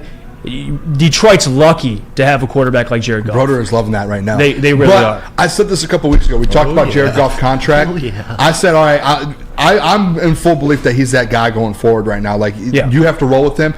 Detroit Lions within the next couple of weeks, I think you just get that deal done. Sign him, give him a 2-year contract. Say it's done. We have you for the next 3 years. Let's roll. Let's chase a Super Bowl. That's where I'm at with it. I think the criticism is kind of just old at this point. Mm-hmm. That's how I look at it. You're not wrong. Either like if he has a bad game or a decent game, someone's going to be. Tons of people are going to be on Twitter. Mm-hmm. Is Jared Goff the future, dude? He's already proven that. I mean, it's the thing with the interceptions too. Like every time he threw an interception, people were like, "Oh," but then like no one. It's like they blocked out what he did the next possession, where he would go score a touchdown instantly, put the Lions back in the game, get the team together, and say we're going to go win this game by 2 touchdowns because what they won 4 straight games by 14 plus. Right. Like and that's Jared Goff. But that streak too. That was when he threw all those interceptions. So it's like, what do we?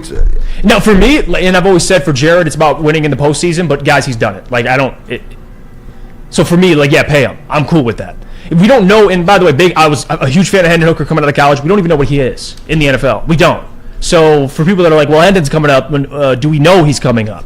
You might have the best quarterback in the entire room right now, and he will be for the rest of his career. We don't know. Yeah. So the Lions are lucky to have a guy like Jared. There's a lot of teams right now in the NFL that would take Jared in a heartbeat, and the Lions are lucky to have him, man. They are. Do you want to stay at one more segment, or yeah, I'm chilling. All right, I think your nameplace there said in quotations, what do you do? Italian, which is a fact. He's the leader of men. I've been switching around. Leader of men. All right, let's go to break. When we come back, Jeff, we'll get your score predictions. You know what we should do? What? We should just do our score predictions next segment. Okay. Because we have to do our NFL pick'em and then our college football stuff. And we could just push that all one segment, and we'll kind of do that. So let me tell you guys real quick about Planet Fitness, baby. That is right. Planet Fitness, it is the home of the judgment-free zone where anyone, and we mean anyone, they let me in there, Booner, yes, can feel comfortable and work on their fitness goals. At Planet Fitness, you will experience a squeaky clean gym that has tons of equipment, full body workout in just 30 minutes, and all memberships include fitness training. You get all of that for just $10 a month, no commitment. No matter where you are, there's a Planet Fitness close by. There are more than 50 in the Metro Detroit area and thousands more throughout the world. Come hang with the Woodward Sports crew all throughout football season on Saturdays and Sundays. Join our college football and Detroit Lions live watch parties. Inside the 5, caught, end zone, touchdown, Detroit Lions! With money on the line. Featuring different special guests and surprises. Start times will vary depending on the game. Only on our Woodward Sports YouTube channel.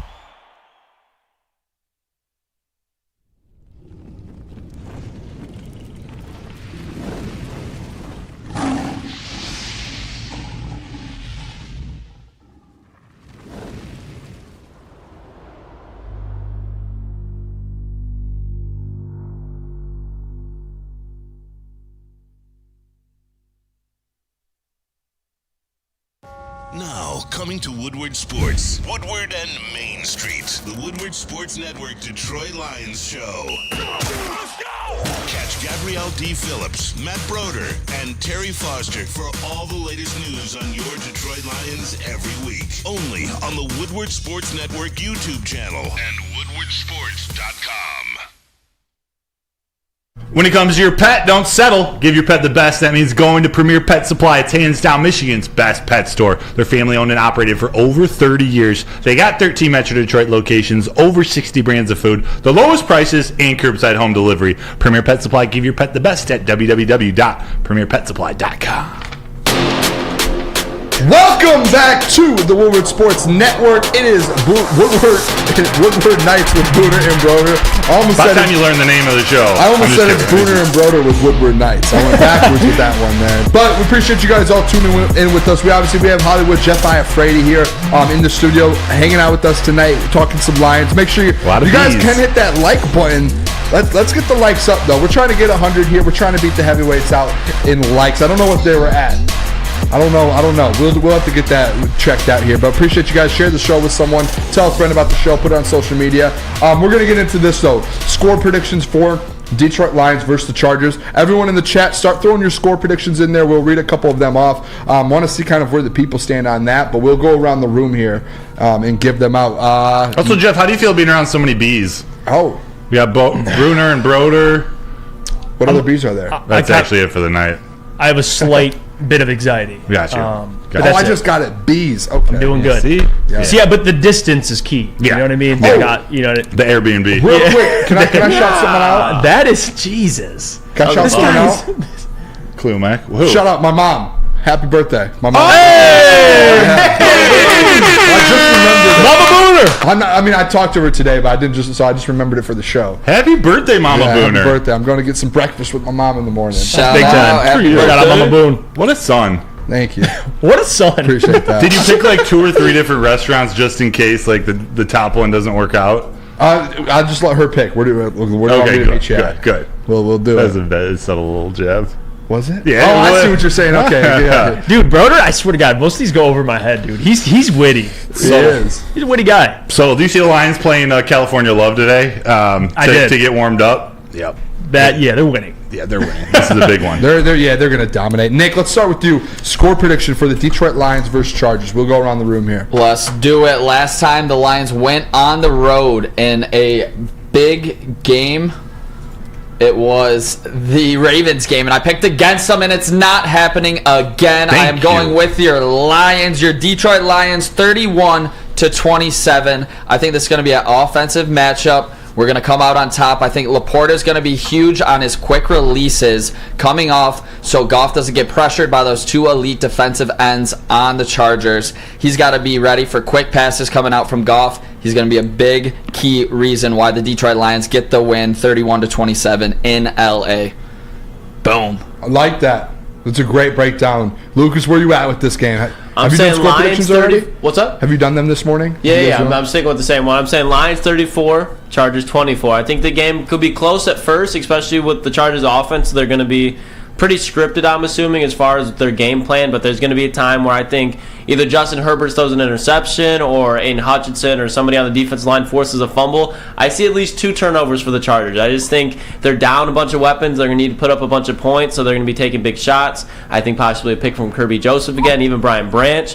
But I just think this game's going to get out of hand later in the second half. Just the Lions are the deeper team, more physical team. I said it on the morning show before, this Charger team, when you look at the Lions, they're just soft. The Lions are a physical smash mouth team, and the Chargers are a team that usually just responds. You know what I mean? Like the Chiefs score, they'll go down and score real quick. Yeah. Whoever they're playing against, they just try to stay in the game with them. And I just think the Lions, the way that they win games, it's hard to keep up with. Love that. Great I breakdown. do. Jeff, this is what we got you on for. We want to know your score prediction.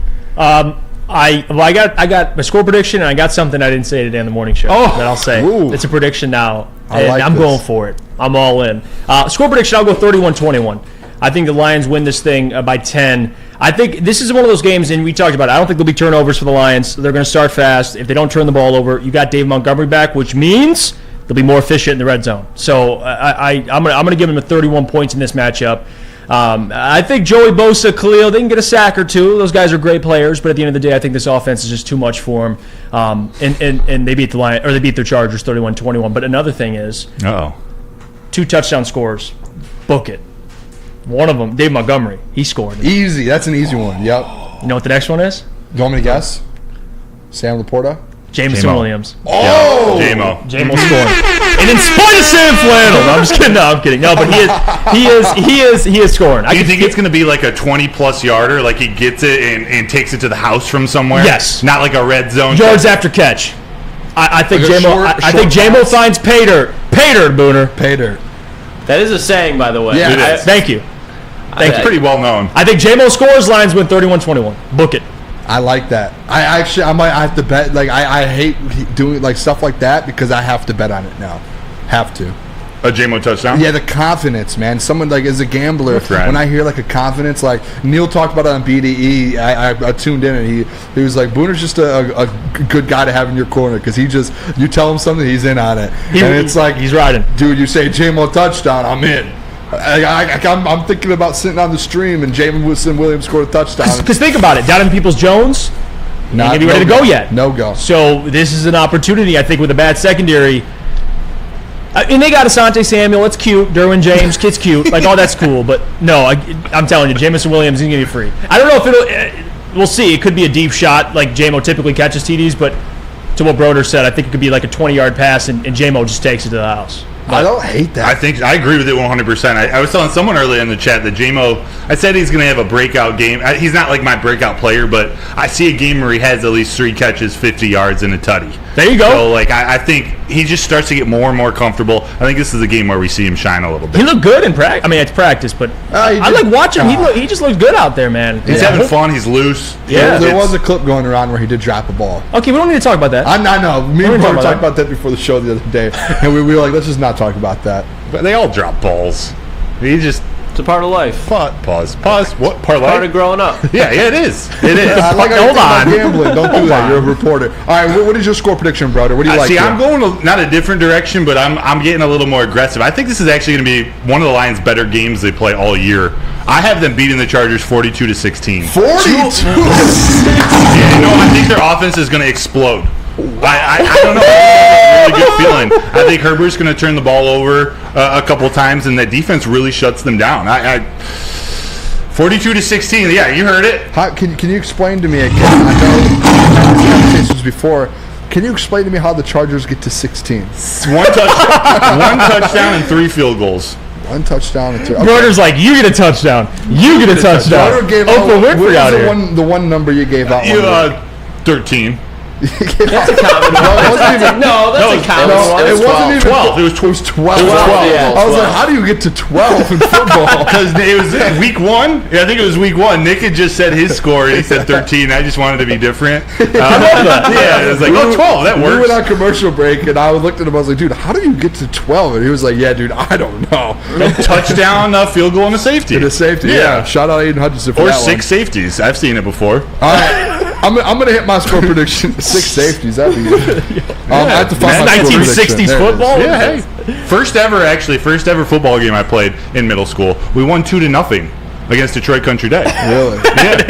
That's a barn burner right there. That's some bad football. Country Day used to have a Country Day's basketball team though. We used to go up against them, and where I went to high school. Hey, we face them every year in They've districts. had some dogs at Country Day, man. Dude, the team. 2-0. That's some Toledo football. Yeah, we're like 7th grade. That's like Iowa football. That's Toledo football. Huh? Kirk Ferenc was our offensive coordinator. Somehow, some way in this Pistons game, there's a minute 40 left. If I can get 13 more points and hit this over, I would cry. Here goes a Sasser 3. Please. Bang! I need 10 more points. Dude, the bucket. It's not even the over. I'm just going for the push at this point. All right, let me tell you guys my score prediction. I have the Detroit Lions, as always. They are going to win every week. I'm going to pick them to win. If they only lose 3 or 4 games this year, guess what? I'm only going to be wrong 1 or 2 more times the rest of the season. So I'm picking the Detroit Lions to win 27 and the Los Angeles Chargers 24. I do think it's going to end up being a little closer than we're all talking about here. Broder, I know you gave them about a 60-point win. I'm going just 3 points, a field goal. I think it's going to come down to these last couple possessions. And quite frankly, I think the Lions obviously are going to pull it off. You know what it's going to be like? Remember that Packers game? I talked about this last week. How like they came out, or the Lions dominated to start. Packers got snuck back in the game a little bit. That's where I feel like this is going to happen. I think the Lions coming off a bye are going to be locked in. They're going to come off to a 2-3 touchdown. What are you laughing at over there? Well, you're doing a great job talking and watching the game. Yeah, like, I've there's no mistakes, nothing. It's well done. I've got the over. I've got 2 more points. I need 224. What is it at right now? 218. 37 seconds left. It's over. I lost. I'm tired of that. I didn't really lose though because I'm getting my losers out before Sunday. But yeah, 27-24. I do think the Lions. It's a little closer than we think, but I think they dominate this whole game, and they're all going to feel very, very comfortable. Let's do some people in the chat. Let's look at a couple here. Colton's Cardboard, 28-21 Lions. Big trading card guy. Is he? Oh yeah. Oh, I just lost my spot here. I got to go up. Jeff Berg, Lions 28, Chargers 23. Jack Harrington, Lions win 24-17. You see any over 40?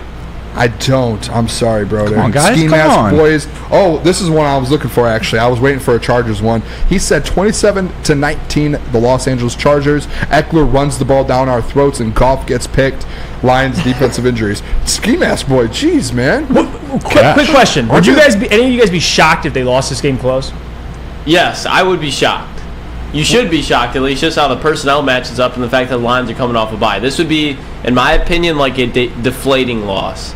Like it would be bad in my opinion. The Lions are the superior team on all 3 levels of the ball and in the coaching. Yeah, I think if it's a close loss, it'd be a high scoring game. Like it's not going to be like a 33-30, something like that. Yeah, like the Seattle Seahawks type game where it's they just can't stop the Chargers, but their defense isn't working. Something like that. Do you think the Michigan-Penn State game tomorrow is going to be close? Dude, or do you I'm think, not. Listen, I know it might be just because I'm with some Michigan men, some fine Michigan men. They're covering that spread, but not only that, I think Michigan whoops Penn State's ass tomorrow. The Booner lock tomorrow, I think. Dude, what's the spread right now? 4. Dude, I think they win by 2 touchdowns. Yeah, at the minimum 10. That might be my lock today. I'll give out to the people. I'll consider and calculate a little bit more things in my head. I think they're going to win by at least 4 I don't bet on Michigan. I'm betting on that spread. 100%. So we're betting tomorrow. Yeah, we are. Okay. Now, damn it, I'm an addict. Damn it. Oh, I blame you for this. Can you put in Jeff's thing before he leaves at the bottom, gambling addict in parentheses responsibly? Booner, you did this. Responsible gambler. Yeah, shout out Jalen Duren for getting hurt tonight. Everything cashed out the parlay. No, yeah. I'm not going to shout him out for getting hurt. What? I love him. I hope he's okay. Okay, good. He killed the parlay. We were talking about gambling. Smack him out of nowhere talking about Jalen Duren in his parlay. I hope Jalen Duren is okay. Obviously, that is number one, first and foremost. But yeah, absolutely. Shout out. I took the parlay too, so that is he killed it. Heartbreaker. He needed 6 boards. Yep, got 4. And a 7-legger. All right, let's go to break. When we come back, Jeff, hey, I know you have some business to take care of.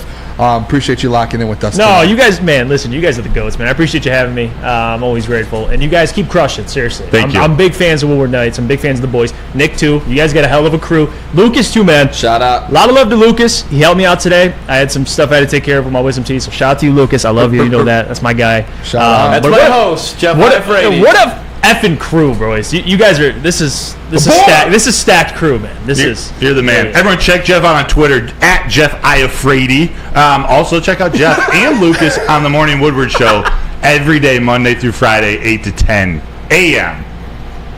Sam Flannel. Okay, I didn't know you'd go to me. Damn it. He's doing it right now. Jeff, man, thank you. I appreciate you, Jeff, man. Appreciate you.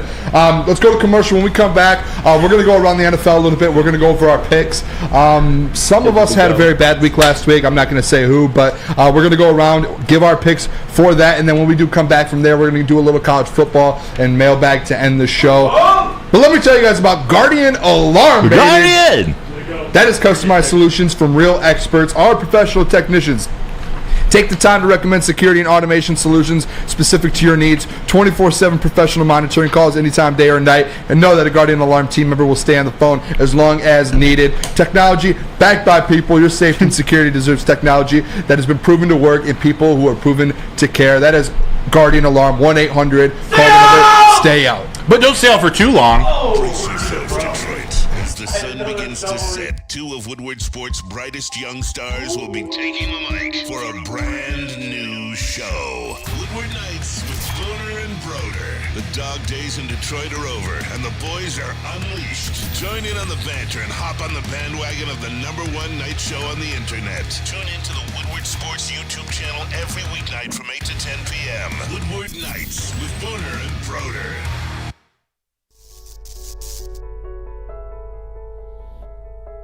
We've just received word. The world's cannabis supply has vanished. The public is outraged and has taken to the streets in response to this tragedy. The individual responsible acted alone, and we can only hope they will make things right soon.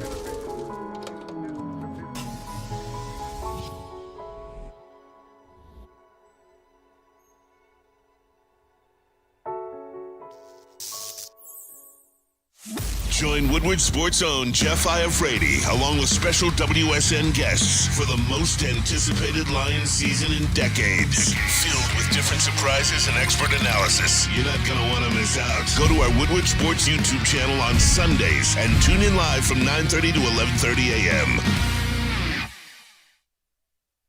Just in time for football! Glorious Cannabis is dropping a new ice water bubble hash infused pre-roll called Honolulu Blue. It smells so good, it's like the whiff of the first playoff win in 31 years. It's a gassy, aggressive strain named in the honor of Detroit football. If you haven't had one of these ice water pre-rolls, you are missing out so smooth. Find them at Dispo Dispensary for 25% off. Check us out online at www.gloriouscanna.com. All right, welcome back to Woodward Sports Network, and it is Woodward Nights with Booner and Broder. We appreciate you guys all locking in on a Friday night, 8 to 10. Everyone in the chat, there's a lot of people. I see Jesse Adams, the Ski Mask Boy, LFG, Phil, Jack Harrington, Andrew Jones, R.A. Brown, a tour. There's a lot of people in here. We appreciate all of you guys watching with us. If you guys are listening and you haven't yet, hit that like button. It helps us out a ton. Push us out to the algorithm. Show us some more people here, and maybe make our way up at Woodward Sports, trying to chase Jeff Iafrady and Lucas Klotz. That ain't happening. One day. Yeah, one day. I'll give you that hope. Yeah, you'll see. You'll see. All right, let's do it. We're getting into around the NFL here. Broder, before we do that, can you tell us about the records from last week? Yes, coming in fourth place. I don't have the records from last week. Are you good? Let's see what the standings are. Last place is the TD booth, led by Lucas tonight, 40-35 record. Not bad. Nick coming in at third place, 41-34. 2 games behind second place, Booner, 43-32. Oh! And then in first place, your boy, Broder, at 46-29. 26. Yeah. 29, okay. So I'm 3 games up on you. You're 2 games up on Nick. Nick, you're 1 game up on the TD booth. If you guys haven't noticed yet, when Lucas TDs, even in the morning show, he tries to catch people off guard. That's his new thing. I think it's fun. Keep you on your toes. Yeah, it does. But like sometimes, I get a little locked locked in. What was that? Nothing's like flannel. Yeah, what was that? What is that noise? I don't know. It came out of the audio booth for sure. It definitely came out of the audio booth. Did you just... I don't know. Let's get into these picks. I have no idea what that noise is. No, it's usually your microphone not being plugged in. No, that was not. That was like a... That was a man-made noise for sure. It was a juicy thing. I'm not sure. Let's get into it. All right, let's talk about it here. The games we're locking into in Germany Sunday morning at 9:30 a.m. The Colts versus the Patriots. Colts are 2.5 points favorites. Very ugly game to be in Germany in that 9:30 a.m. game. We're going to be doing the Alliance pregame show, so I don't know. I mean, we'll be watching it. But Nick, what do you have in that game? Colts versus Patriots. I got the Indianapolis Colts in this one. The Pats are absolutely dead, and at this point, I think they're tanking. They need to find that new quarterback for the franchise, for the future, and they need to get a big loss here in Germany. All right. Love it. Colts Lucas? over the Pats. Yeah, this game's... The Colts defense is playing very well right now, so I'm going to go with the Colts. But I could be... And Jonathan Taylor's starting to come out of his shell again, so I'll go with Colts, but it's going to be like a brutal game. This is going to be a low-scoring game. Get some extra sleep instead of tuning in this one early, I'd say.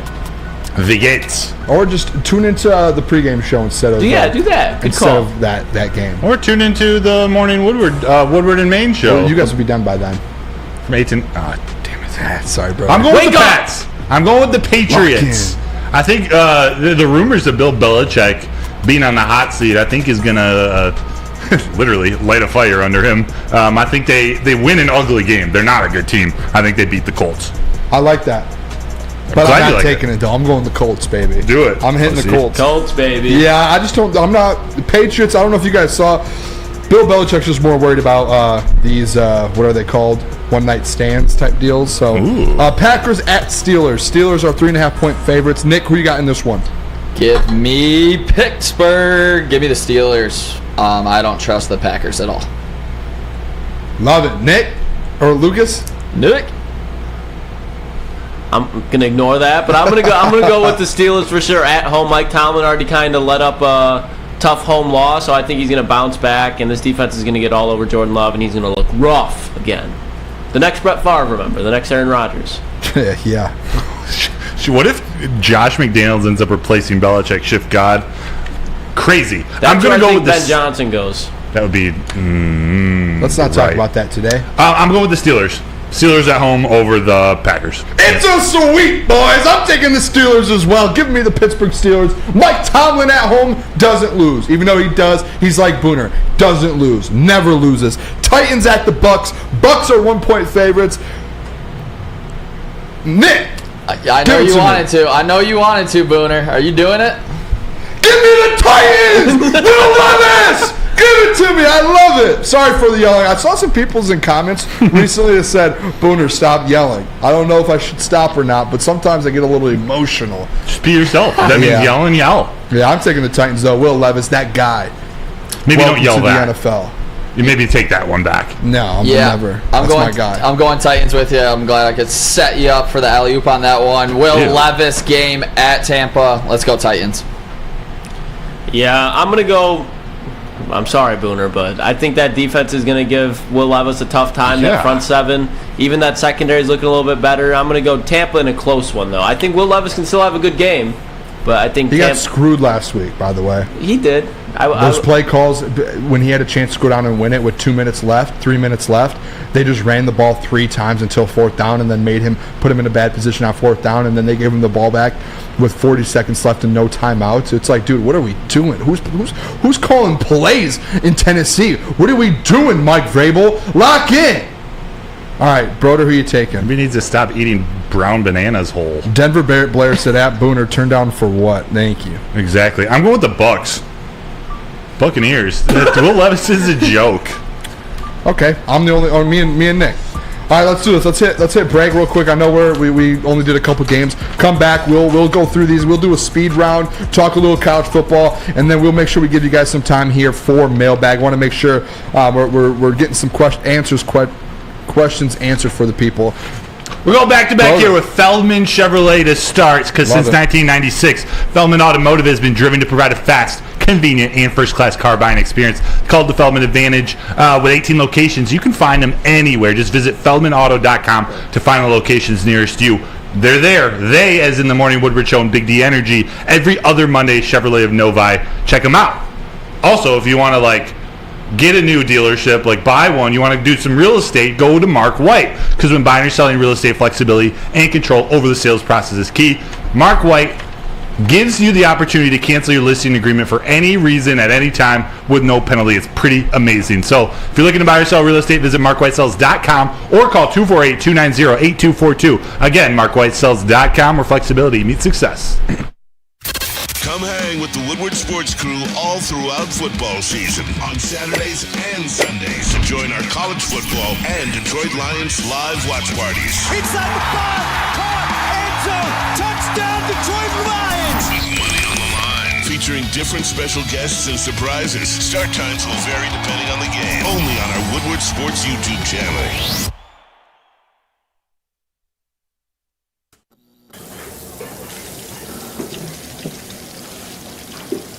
Burgers and chicken sandwiches are taking over at Big Boy. Try our new pretzel bacon cheeseburger. Turn up the heat with Bob's Hot Chicken Sandwich. Upgrade those regular fries with our chili cheese fries or loaded baked potato fries. Hit your sweet tooth with funnel cake fries or Reese's chocolate peanut butter thunder cake. Load up on all your favorites today at Big Boy. Woodward Sports' own Tom Mazaway and Sam Stick Day will be hosting our Lions postgame show after every Lions game all season long. Tune into the Woodward Sports YouTube channel for his hot-off-the-press takes, game analysis, and Kool-Aid sipping celebrations. You won't want to miss it. Join Maz, Stick, and special guests each week immediately following every Lions game, exclusively on the WSN YouTube channel. 60 years, Fairway Pack has provided Michigan's finest restaurants, hotels, and casinos with the finest meats, prime beef, dry-aged beef, Wagyu beef, all of it. You can experience a Fairway difference for yourself today. Just visit the steak shop in Grosse Pointe Woods for grab-and-go steaks or order online at fairwaypacking.com. Get your meats. Get your meats. All right, we are back. It is Woodward Nights with Booner and Broder on the Woodward Sports Network. Appreciate all of you guys for locking in with us here on a Friday night. I know you guys are out there having a blast, meeting people, shaking hands, kissing babies, talking about the Michigan Wolverines, baby. But we're here locked in. Make sure you guys hit that like button if you haven't. Let's get over. We're at 92. Let's get over 100 before we do mailbag here. Let's just do a quick speed round because we only have about 5 more minutes until we have to do mailbag, or 7 more minutes. So I want to do a speed round, and then I do want to talk just a little bit about college football. So we might go a little into mailbag here. So really quick, speed round. Go around the room, Nick. We're going to start with you and go around. Browns at Ravens. Ravens minus 6.5. Who are we taking? This one's not going to be close. Going with the Ravens. Ooh. They are elite. Is this in Cleveland? It's in Baltimore. Oh, I'll go with the Ravens. And Keaton Mitchell, another big game. Oh, I like that. I'm going Ravens too. Ravens across the board? I don't think it's going to be that easy. The defense, man. They're not going to beat the Browns like I hate to say it, like the Lions or the Seahawks. The Browns defense, I think, can contain Lamar a little bit more, but I'm going with the Ravens win. Saints at the Vikings. Saints are 3-point favorites. Nick. I went Ravens, by the way, as well. Sorry, I am not believing these Vikings. Give me the Saints. Vikings are going to come back down to earth, and it starts this week against the Saints. Yeah, I'm going with the Saints. Their defensive team. Josh Dobbs looked nice last week, but no, I don't think any. Who are they playing? The Falcons. The Falcons definitely didn't have a game plan to stop Josh Dobbs. Now that the Saints have a good defense, a defensive head coach, and Dennis Allen have a game plan going, I think Saints all day. I'm not happy about this, but I'm going with the Vikings. I'm going to go Vikings. There's just like a little magic with them and Josh Dobbs right now. I don't want him to do well, but I think they beat the Saints. I don't believe in the Saints so well. Me too. I'm going Vikings as well. We're across from the booth, boys. Falcons 2-point favorites at the Arizona Cardinals. I'm gonna go the Atlanta Falcons. I'm just gonna start us off. I'll go Atlanta Falcons. Nick, who are you taking? Me hot Atlanta, baby. Hot Atlanta Falcons. I'm going to go with the Cardinals. Kyler Murray looks like he's back. I don't think the Falcons really have a plan to stop him. Arthur Smith does not want to use Bijan Robinson, obviously, and that's what they need to do in order to win games. They're not using Kyle Pitts. I'm going to go with the quarterback that knows how to use his weapons, and Kyler Murray. Make that 2. I can't believe I picked the Vikings and the Cardinals back-to-back. Wow. I feel dirty. You are. But I'm doing it. As you should. 2 more games real quick. Jets at Raiders. Jets obviously, man, I don't. This is kind of not a toilet bowl. Jets are kind of 5-4 right now, making a little bit of a push. Raiders are somehow favored in this game, and I think it's because of last week. I'm gonna actually do it, and I'm gonna do what you guys don't think. I'm gonna go almost at Oakland, Las Vegas Raiders. I think they continue to bounce back here. Devontae, big game. Aiden O'Connell looked kind of decent last week. I'm gonna stick with the Raiders. I'm a big Aiden fan. Give me the Raiders. Let's go. Yeah, Max Crosby, big game, is going to be getting to Zach Wilson often and start that Defensive Player of the Year push, Boone. Cash the bet. He's now Waluigi. Not Detroit Mario, Waluigi. Raiders. Lucas? Oh, God. I don't want to pick the Raiders after that, but I think I might have to. Raiders, Devontae Adams is overdue for a big game. I think potentially with a man-to-man defense with the Jets, he has a chance to expose them. Aiden O'Connell's the quarterback instead of Jimmy G. And I just think the Raiders are a different type of team right now, so I'm going to take them to carry the momentum still. Give me the Jets. I think Quentin Williams is going to have 17 sacks. This is where Broder falls out of first place. I took some chances. You did. Last game of the week, I think, outside of the Lions Chargers, but 49ers at the Jacksonville Jaguars. Huge game. Jags are 3-point underdogs at home. Nick, who you got here? Yeah, the 49ers are not going to lose 4 straight games. This is a huge bounce back for them. Jags have been riding the high. Give me the Niners on the road. Sorry, I was trying to fix the audio there. I'm trying to figure out what's going on. On the road, we see the 49ers. Phil, we see your comments. Does it sound bad? No, I don't think so, but it could sound better. Okay. So it's probably because I yelled, isn't it? Give me the 49ers. 49ers. Lucas, who do you got? Jags, 49ers. It's in Jacksonville. I know. And I love the Jags. Both teams coming off a bye. If the Jags win, they won 6 in a row. If they win, it'd be 4 losses in a row. The 49ers. The Niners are healthy. I'm going to go with the Niners in a close one. Me too. But I'm not happy with it. I really want the Jags to win. I'm going the 49ers as well. Broder, you can go opposite. Screw it. I'm going to go with the Jaguars. This might be the week you guys catch me. Yeah, I will. Catch me if you can. It's tough picking the 4 losses in a row. No, whatever. We're doing it. Right. Send it. I want to get, before we go to break and go to mailbag here, maybe we can go a minute or two over if Lucas, I know he might kill us. But no! We'll see. But college football here, it is actually an insane slate. We're starting to get into that time of the college football to where college football playoffs really lock in and matter. Not even that, but you start looking at these New York Six bowl games. You start looking at conference championship, kind of who's going to fall where to be able to play. Things are starting to heat up a little bit. There's about 5 games here I like. Obviously, Michigan, number 3 Michigan at number 10 Penn State. Penn State 4-point underdogs. I already said that the Booner lock for the tomorrow versus Saturday. I'll tweet it out, put it out. Make sure at Booner Sports, I'll have it all out there. I'm going to go Michigan -4. I hope it goes to 3.5 because we're taking Michigan -3.5 to dominate Penn State. They are going to beat them by 2 touchdowns, taking that. Any objections with that around the room? Yeah. I'm kidding. Yeah, Ohio State, man. No, nothing. All right. There's another game I want to talk about. Actually, Ole Miss, number 9 Ole Miss at number 2 Georgia. This is another huge playoff implication game. Georgia's a 10.5-point favorites at home. Ole Miss, they've been going through some stuff, which is the stuff we didn't really talk about that actually. No. I know you were in the Morning Woodward show and said you wanted to speak a little bit on that. On Ole Miss? The Lane Kiffin stuff. Oh, we don't have time for that. We'll do that. That's a mess, though. Monday. It is a mess. Crazy what's happening. Michael Orr. I almost want to. What? I can't believe Sandra Bullock get him into that school. No, I just think that's a huge matchup. Whoever wins that game is going to be in a prime position for the SEC, I think, to kind of go out there and make a case for the college football playoffs. You also have Washington, who has struggled a little bit the last 3 or 4 weeks. They're playing Utah, number 18, Nick's Utah Utes. Nick, are you feeling good? Give me the Huskies. Yeah, I mean, I've been off the Utes after I found out Cam Rising was not coming back. So as long as Cam Rising's not playing, as long as Cam's falling, I'm all over Washington -8.5. I think they win by 10. Yeah, and Jack Harrington put in here in the Woodward Sports YouTube chat, said Georgia versus Ole Miss is going to be the best game of the weekend. I agree. And if you guys do want another pick here, I'll give a little free money out here. Give it. LSU over tomorrow. Take it. Who they playing? Florida. I believe it's Florida. I can double check that, actually. Is Jaden Daniels over? About 62, 63. Is Jaden Daniels healthy? Not sure. I'm just saying, take the over. He took that big hit in that Bama game. Take LSU overs. I'm telling you, take the over. I'm just like, the only worry I have is Florida doesn't put up a lot of points normally. Last week they lost 39-36. Week before lost 43-20. Before that 41. They won 41-39. Before that they won 38-14.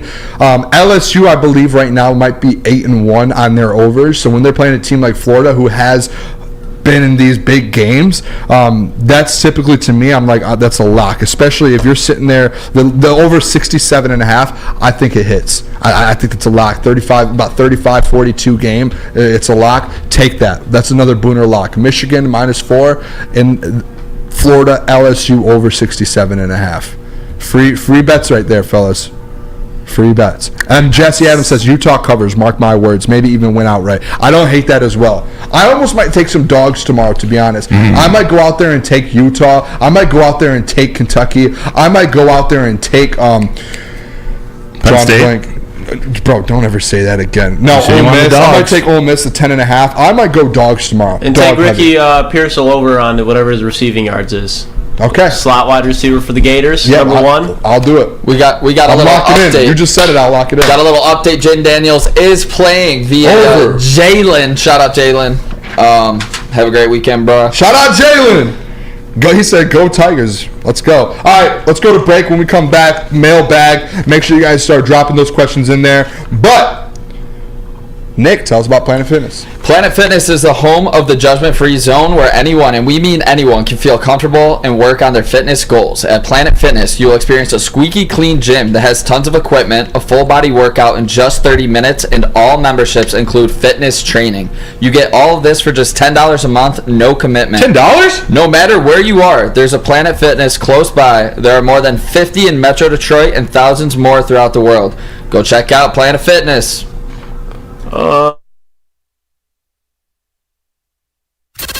hang with the Woodward Sports crew all throughout football season on Saturdays and Sundays. Join our college football and Detroit Lions live watch parties. Inside the 5, caught, end zone, touchdown Detroit Lions! With money on the line. Featuring different special guests and surprises. Start times will vary depending on the game. Only on our Woodward Sports YouTube channel. How would you like to win not one, but 2 vehicles of your choice? One for you and one for your wife, your girlfriend, or your best bud. Get to Lady Jane's today for an award-winning haircut and automatically enter for your chance to win. Courtesy of Les Stanford Buick GMC of Ferndale. Lady Jane's, open 7 days a week, walk in anytime. It's wicked awesome. Join Woodward Sports' own Jeff Iafrate, along with special WSN guests for the most anticipated Lions season in decades. Filled with different surprises and expert analysis. You're not going to want to miss out. Go to our Woodward Sports YouTube channel on Sundays and tune in live from 9:30 to 11:30 a.m. Outdoor Equipment Company, let's talk about it. It is the official equipment provider of the Woodward Sports Network. Michigan grown, family owned, bad boy mowers, tractors, steel handhelds, and even weed whippers. They have everything. Liberty trailers, Generac generators, Snow X plows, salters, anything you need. Outdoor Equipment Co. They have everything. Buy it, you can rent it. 0% financing, delivery right to your doorstep. That is OutdoorEquipCo.com. All right, we are back. It is Woodward Nights with Booner and Broder on the Woodward Sports Network. If you're watching on WoodwardSports.com, we appreciate you on the YouTube channel. If you guys haven't yet, hit that like button. We're 3 likes away from 100. If we could please get that for you, so we can it pushes our show out into the algorithm, so we can grow and kind of maybe pass up some others, so we don't look bad. It shows that we're doing a good job. Appreciate you guys, and you guys are a family to us. Mailbag though, Broder. I got one for you, and I'm going to direct it your way. Even though Jack Herron says Broder, mailbag thoughts on this pick. Upset alert, Utah beats Washington tomorrow. I don't hate it.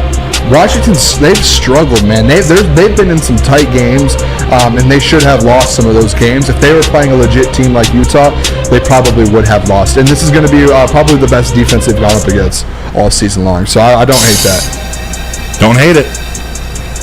Let's see what else we have. Do you have any more? Mailbag. Where's Jalen? Jalen is shooting a game, he says. My high school team won, and we are pushing states. Push them, baby. Push states. What do you think of what the Excuse me, this is R.A. Brown. 2 days in a row, man. Thanks for coming back. What do you think of what the NCAA did to the coach? I'm thinking Coach Harbaugh. Yep. Is this justified? Boone? No, I mean, there's going to be a lot of things that happen and come out of this. Big Ten's going to... It's going to take the Big Ten... What is it? What the hell is that? Moving TVs on Woodward. Oh, wow, that's sick. I wish all you guys could see that. That was like a cannabis shop, dude, but it had LED screens playing like... You can't do that to me. I thought there was aliens about to come through the window. I almost like pooped my pants. I've seen those downtown, brother. They push out there like cannabis. Very cool. That's pretty sick. No, with the Jim Harbaugh stuff though, I think, listen, the Big Ten's going to have a lot of trouble. They're going to have to deal with a lot of things the next couple months. It's going to be a big issue. While that's happening, you guys saw the Michigan tweets. Michigan's going to go win a national championship. I put the bet in today as well. How about this? Phil, mailbag. What's your favorite local high school team?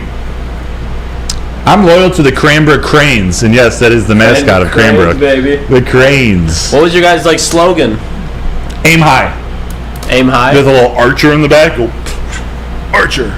So back when the schools were separated, back 40, 50 years ago, there was a Kingswood Girls School, and their nickname was the Aardvarks. I'm gonna go your team as well. Thank you. Because I'm gonna go Saginaw Valley. Shout out Rossford Bulldogs, baby. Saginaw Valley. They have it's a college. No, I'm going to go to college. The question was high school. I'll go Saginaw High and Arthur Hill. Perfect. I'll give a quick shout out to the Royal Oak Ravens. My girl's brother is actually the head coach. So Royal Oak Ravens. Shout out.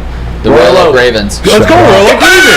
Trevor Terentowski said, Booner, where are our bets at? Trevor, I will post my college football bets tomorrow morning on my Twitter at Booner Sports. As of right now, my 2 locks for tomorrow, Michigan -4 or 3.5 if it moves to that line versus Penn State, and as well as Florida LSU over 67.5.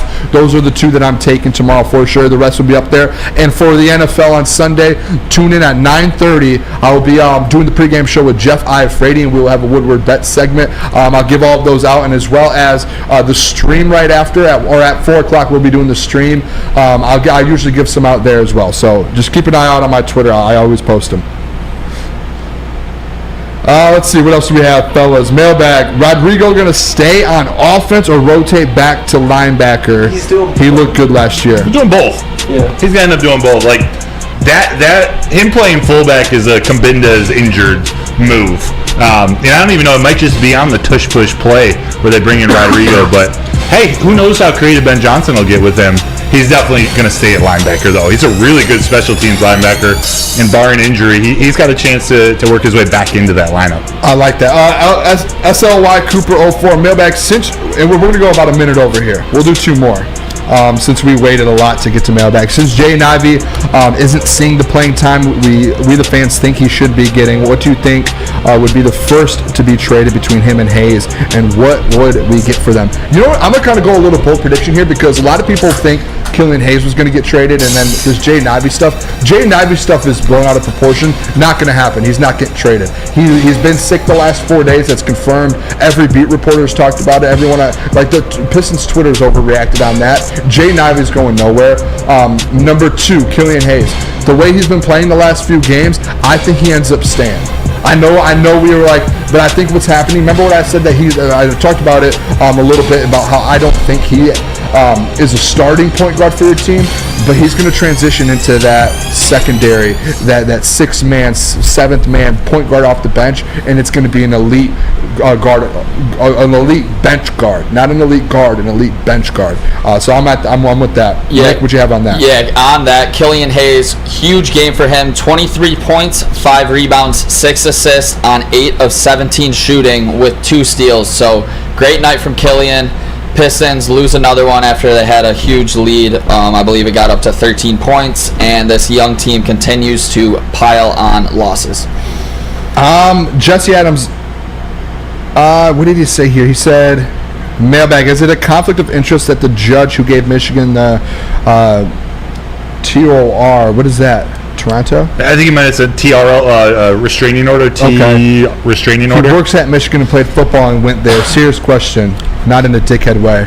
I don't think so, and I don't have I'm not an attorney, right? But they're able to file it in Washtenaw County Circuit Court. The Big Ten, depending on how this all goes, they're able to request. It probably gets moved up to state court. The Big Ten might want to then move it to federal or request. It's not guaranteed. Request that it gets moved to federal court, but they're allowed to, I believe. And again, this is not financial or legal advice. I believe they can just file this in their town. They're the ones being penalized. They can file it in their city, their circuit court. And it makes sense. Real quick, I know we have to go. Peaceful Tim said, he said I got passed up for that. I'm looking for a mailbag. Broder going to have investigate Ohio State over the weekend. Are you going to? Wink. Broder's going to the Ohio State game to film and send it to Jim Harbaugh. That is final word. He is going. Appreciate you guys all locking in with us. Make sure you guys, Saturday, we don't have anything tomorrow, but Sunday we will be back for 8 to 9 a.m. Woodward in Maine, 9:30 to 11:30. I will be on the desk as well for the pregame show. Broder will be on the desk for Woodward and Maine, and then we'll be doing the stream at 4:20 when the game, or 4:05 when the game starts for the Lions game. And we will be back Monday, hopefully for Victory Monday, 8 p.m. on Monday. Love you guys. Appreciate you guys. Toodles, my G's. Lucas, put your arms up, all right? You're the man for this.